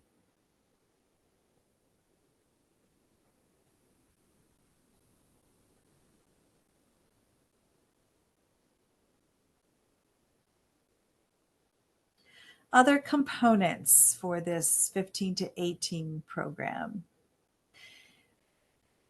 All along in this time of adolescence, we do encourage opportunities for community service, activities that the students do in the broader community, not just as a one-time event, but in long-term relationships with members or organizations of the community. So for about 10 years, the school had a relationship with a facility designed to support Alzheimer's patients and residents.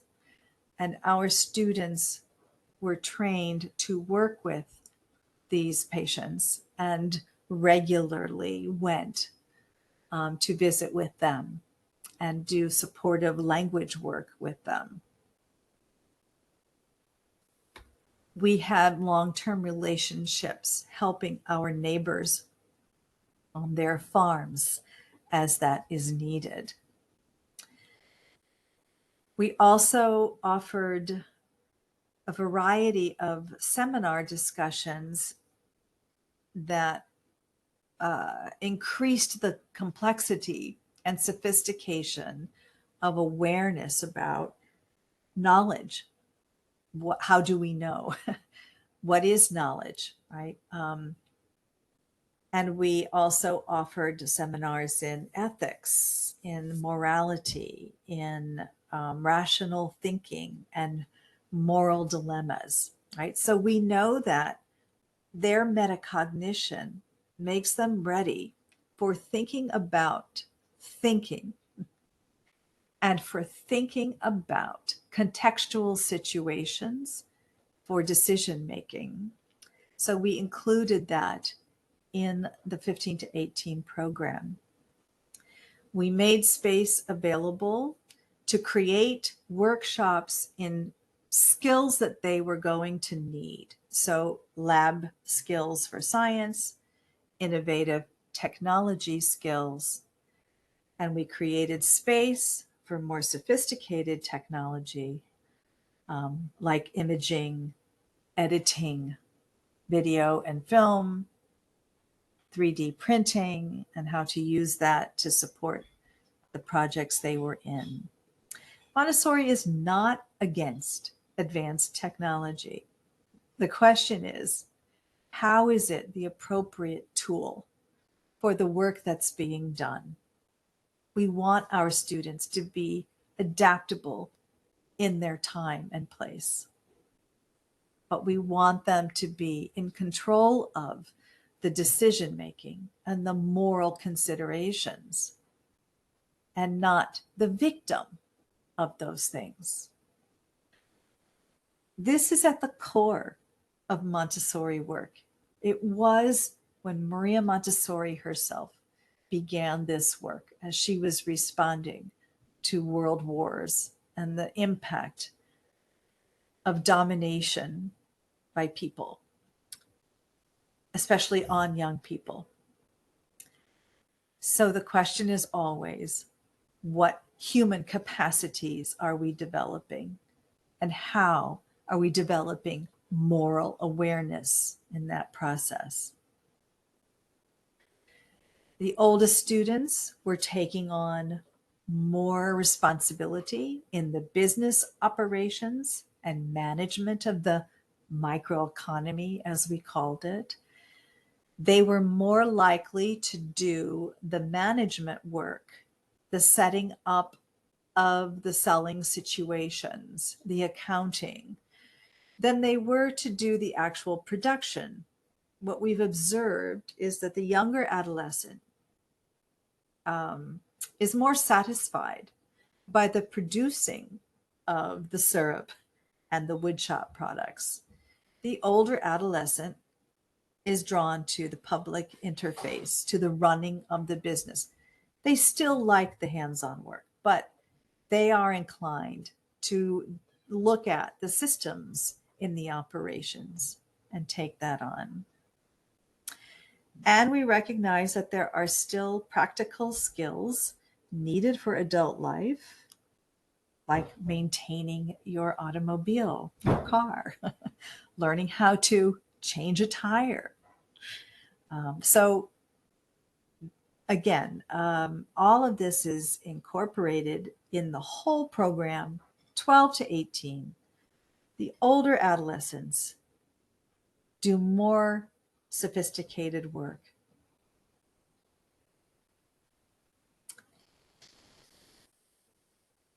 We recognize that information and support in staying healthy, in knowing how to be a healthy person in healthy relationships, is an important part of adult life. So there are actually workshops and some classes in mental health support and healthy physical life, healthy relationships. This is very important. And adolescents in our world right now experience incredible stress. All right, I'm running out of time and I want to take questions. So I just want you to see offering cultural exchange, some internships, and individualizing. Okay, I think I'll just stop there. You didn't miss anything in those last few slides, so we can take questions.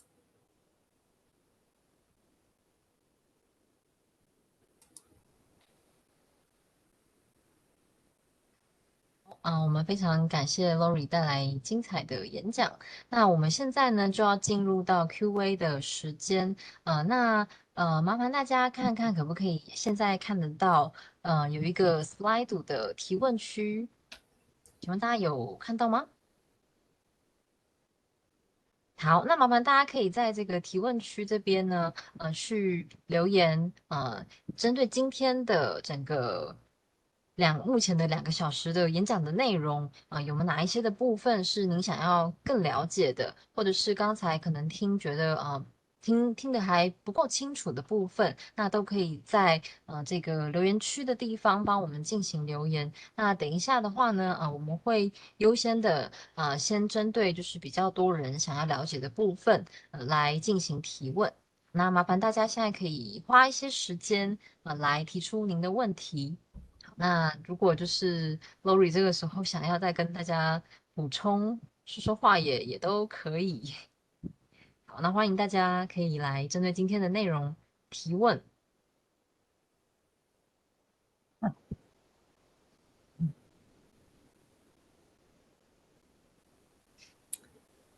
I think I would offer, whoops, I can hear myself, but that the most challenging aspect of this for schools, right, for people designing programs, is that we feel this incredible pressure about academic competence. And the piece of this you have to believe and work on is showing that you can reach academic competence and skill, but in a different way than traditionally has been offered to our students. And in fact, if their engagement level is higher, their commitment level is higher because the work is meaningful to them, they're going to achieve greater competence that lasts longer, right, than studying and forgetting, which is often what happens in traditional learning situations. And I know this is the question everybody wants answered. How do we do this and prove that we're academically competent? You can get those students where they need to be in academic content. It's just coming by designing things differently and counting on and supporting their commitment as a human being, which is higher in this situation. Okay. Grace, someone will have to read me the questions. I don't have them in English. 好，现在已经有问题了，那我们就来针对刚才目前比较多人想知道的问题，先开始提问。有一个提问者他想要请教的是，关于就是赫许这所学校，他历年的高中毕业生的大人生活适应状况是如何的呢？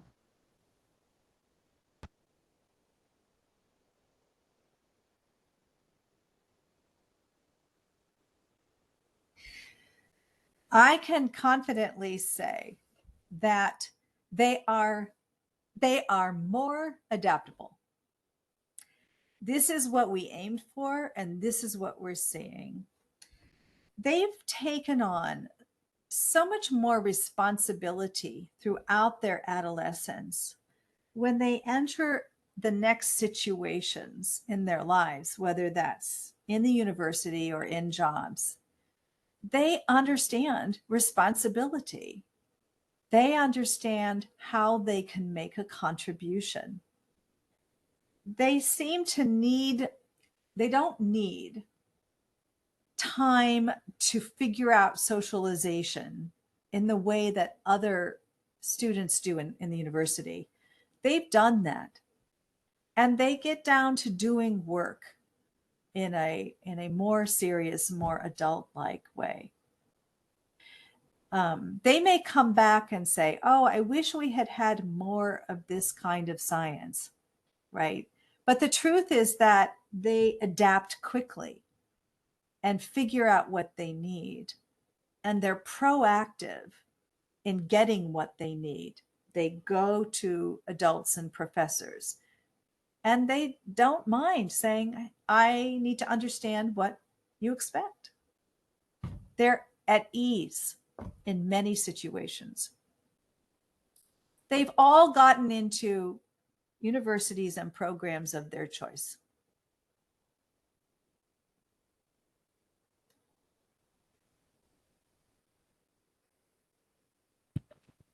好，那接着是，稍等一下，好，接着是第二个问题。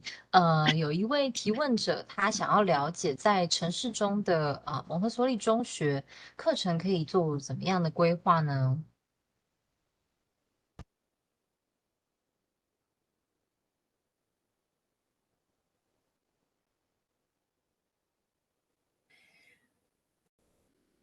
You still have a need to know your local history, your local challenges. Everyone is in an area that relies on water, clean air. Where does your food come from? What are your energy sources? How are you responsibly considering the needs of your community? How are you responding to climate change?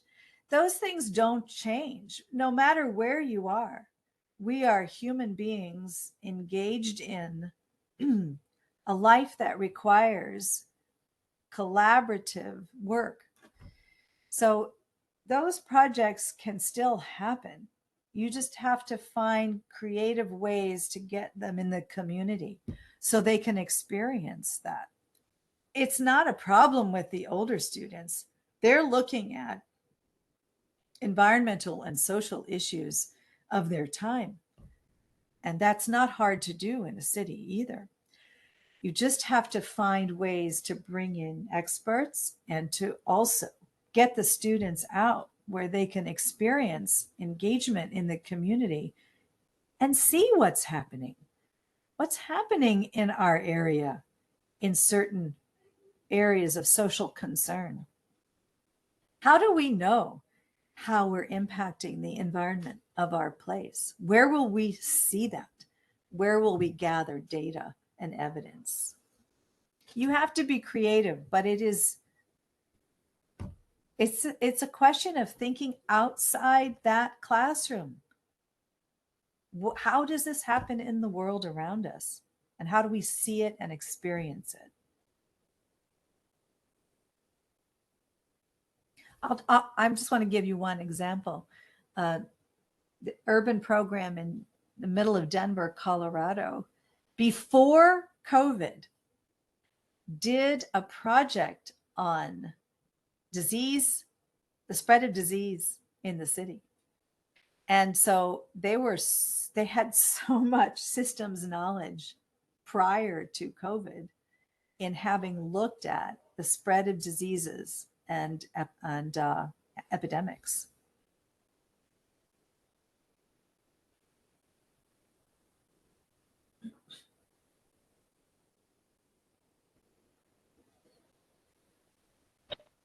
好，那我们接下来来提问下一个问题。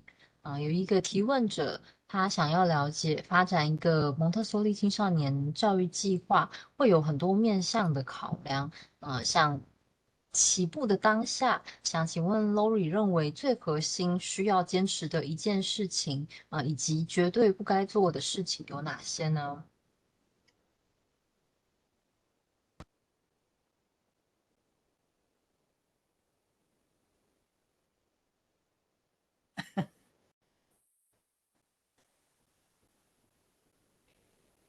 ？The adults have to think through the design of the curriculum, right? The program.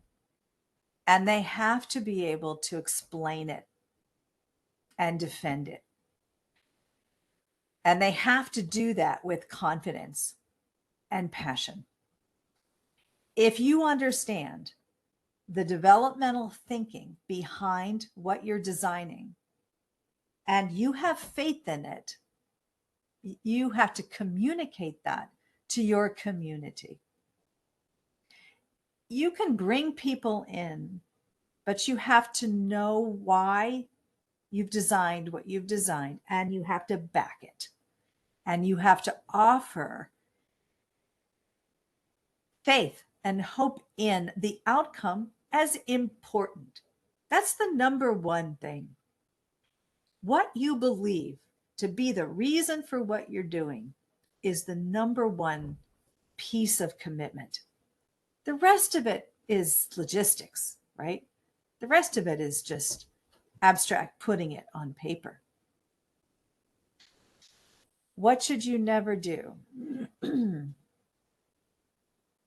I actually don't have an answer to that.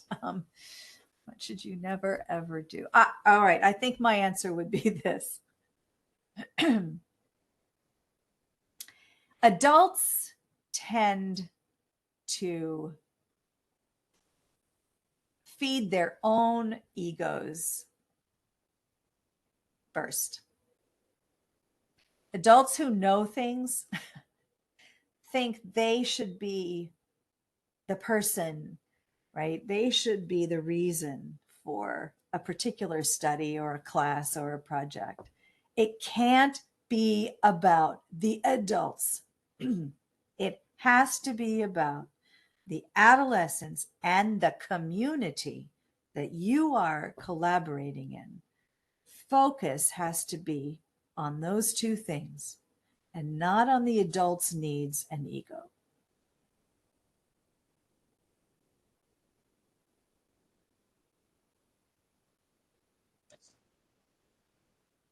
好，那我们来提问下一个问题。好，下一个问题呢，他是想先说，就是 Laurie 的分享非常的精彩，那其中的内容也听到许多，与许多的学派，像是耶拿、华德福民主教育、体验教育、童军活动等，的教育内涵接近或者是重叠的部分。那想请问的是，蒙特梭利与其他学派最不一样的点是什么？那如果学科压力也是每个实验教育学派都会被挑战的，而我听到的蒙特梭利重视的会是培养孩子成为成熟、独立、自主的人。这是提问内容。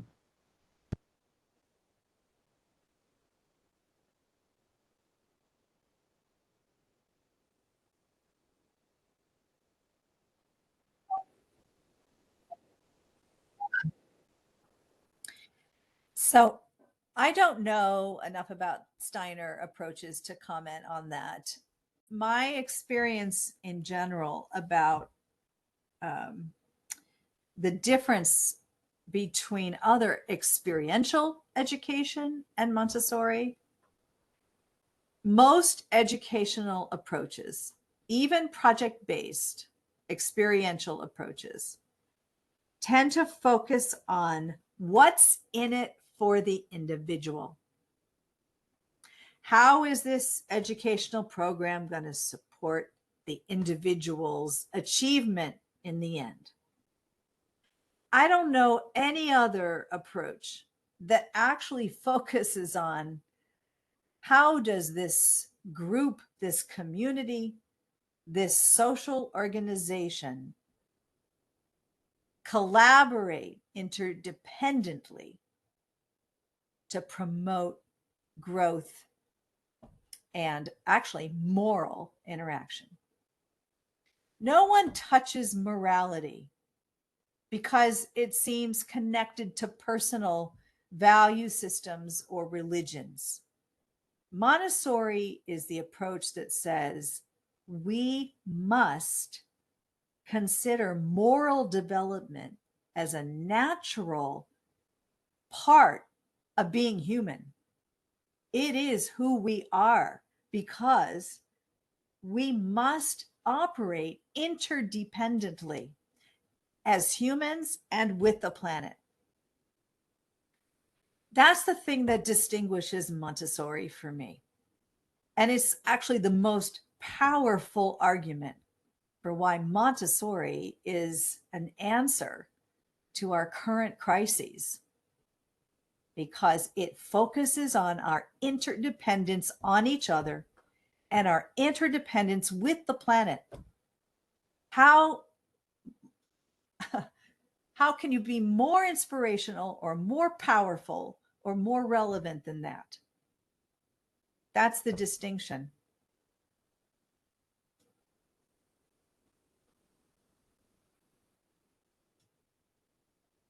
And do we need knowledge for that? Yes, of course we do. In all areas, we need knowledge. Do we need skills to make that happen? Of course we do. We need communication skills. We need technological skills that we're in control of. We need practical skills. I think other systems of education let go of the fact we're still physical creatures in a three-dimensional world. We still operate on a planet that we're creating physical infrastructure for. We have to do things with our hands and our bodies. We depend on the physical resources of this planet to exist. Understanding that, experiencing that is crucial to our survival.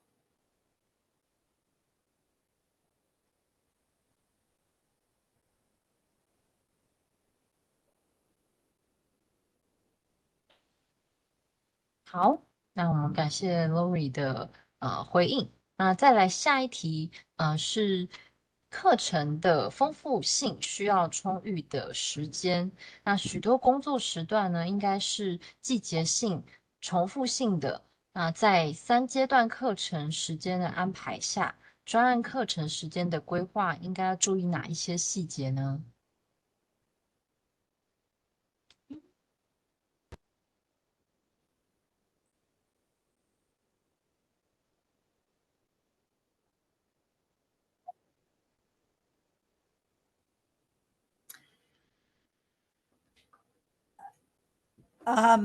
？Big question.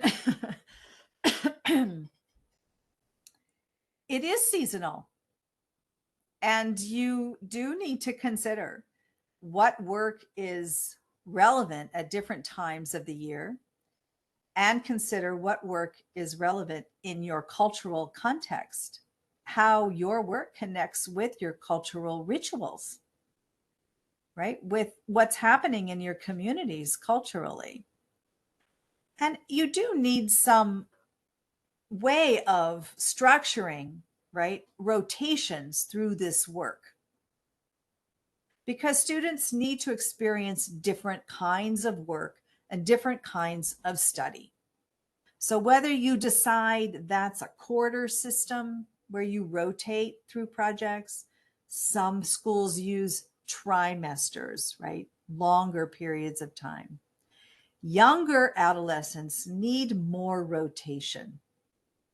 Older adolescents can go for longer and deeper with studies, right? So at the beginning, we had quarters for middle school and trimesters for older students. So they had longer periods of time to dive into their studies and their work more deeply. You do need time in experiential learning for projects, for field studies, for data collection, for visiting with people. So your older students need longer project times. Within that structure, your 3 stages can happen for the whole project, but there are 3 stages happening all along. When you're working with concepts, you will have keys, you will have exploration and experimentation and research, and you will have giving back in the form of, how do you know this? What did you learn? So you have to see the 3-stage learning cycle as something that's happening all the time, and also can help to design the fuller project.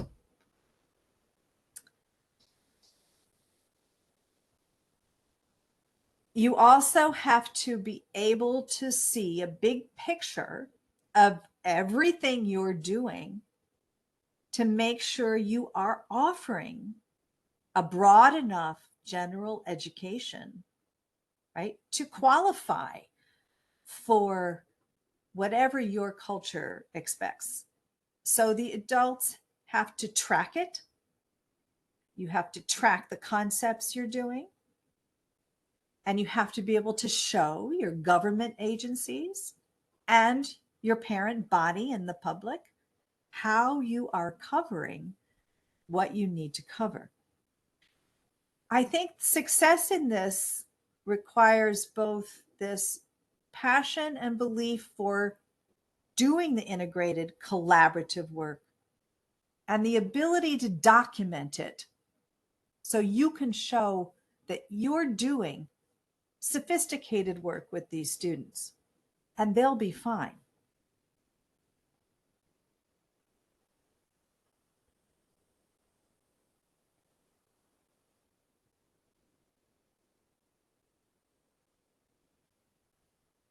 好，那因为时间的关系，所以我们今天应该只剩下最后一个问题了。好，那这个问题呢是想要请教的，关于在蒙特梭利中学的住宿条件并不是非常容易进行，那想请问有什么可以替代的方式吗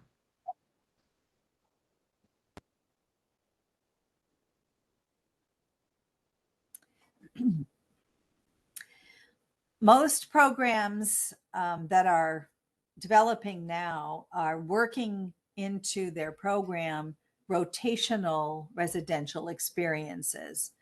So periods of time where the students can be together, live together, cook, set up their social organization, maintain their environment.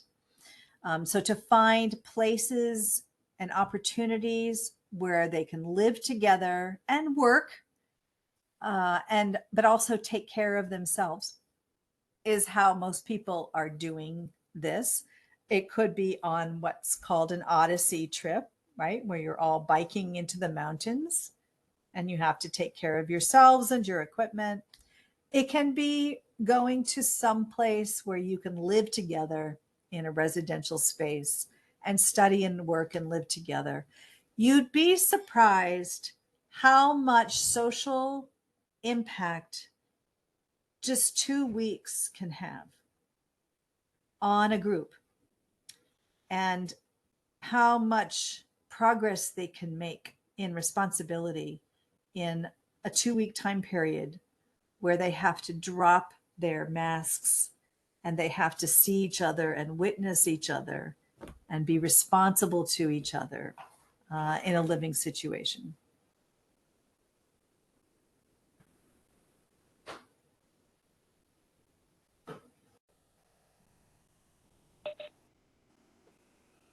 好，那我们因为时间的关系，所以我们今天的讲座要停到这边了。那就现在呢，我们想要来邀请，就是刚才帮我们开场的郑同兰老师，来为我们做今天的总结。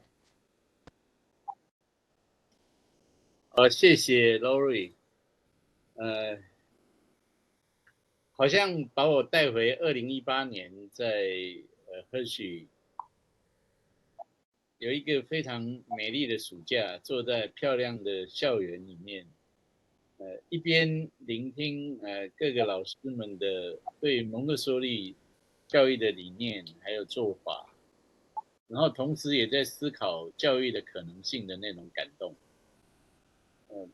2018年的时候，我听到类似刚刚 Laurie 对于蒙特梭利中学的这个理念的阐述，我也看到我在现场看到蒙特梭利中学生的样子。那个时候我自己兴起一个心念，说我的余生就是应该奉献给这样的一个教育，就是应该好好来推动蒙特梭利像这样的中学教育。我觉得在思考未来人类面临这么大的科技变迁的情况底下，以我参加这么多不同类型实验教育的学习，我觉得蒙特梭利的教育啊，特别是蒙特梭利中学，还是令人觉得在未来这种不确定的世界里面，还是最令人放心的一种方式。然后背后那种人跟所有的生物，还有我们居住的地球是相依相伴的，我觉得这个是非常非常令人感动的。也应该是我们未来人类还可以继续在这个地球上面兴盛下去非常重要的原则。很感谢 Laurie 给我们的非常具体的方法，我觉得也是很可贵的精神的陪伴。你们已经创造出很好的典范了，我觉得以后我们在台湾做的时候，总会有一个灯塔，一个方向。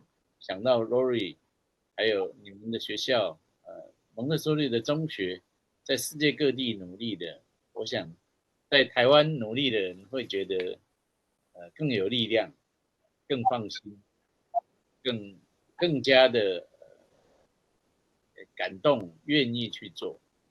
谢谢 Laurie 带给我们的一切的幸福的感觉，有希望的感觉，谢谢。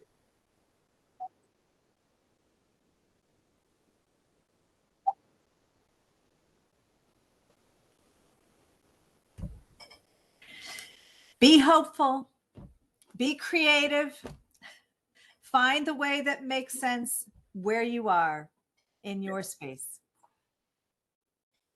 Thank you, everyone. 谢谢大家。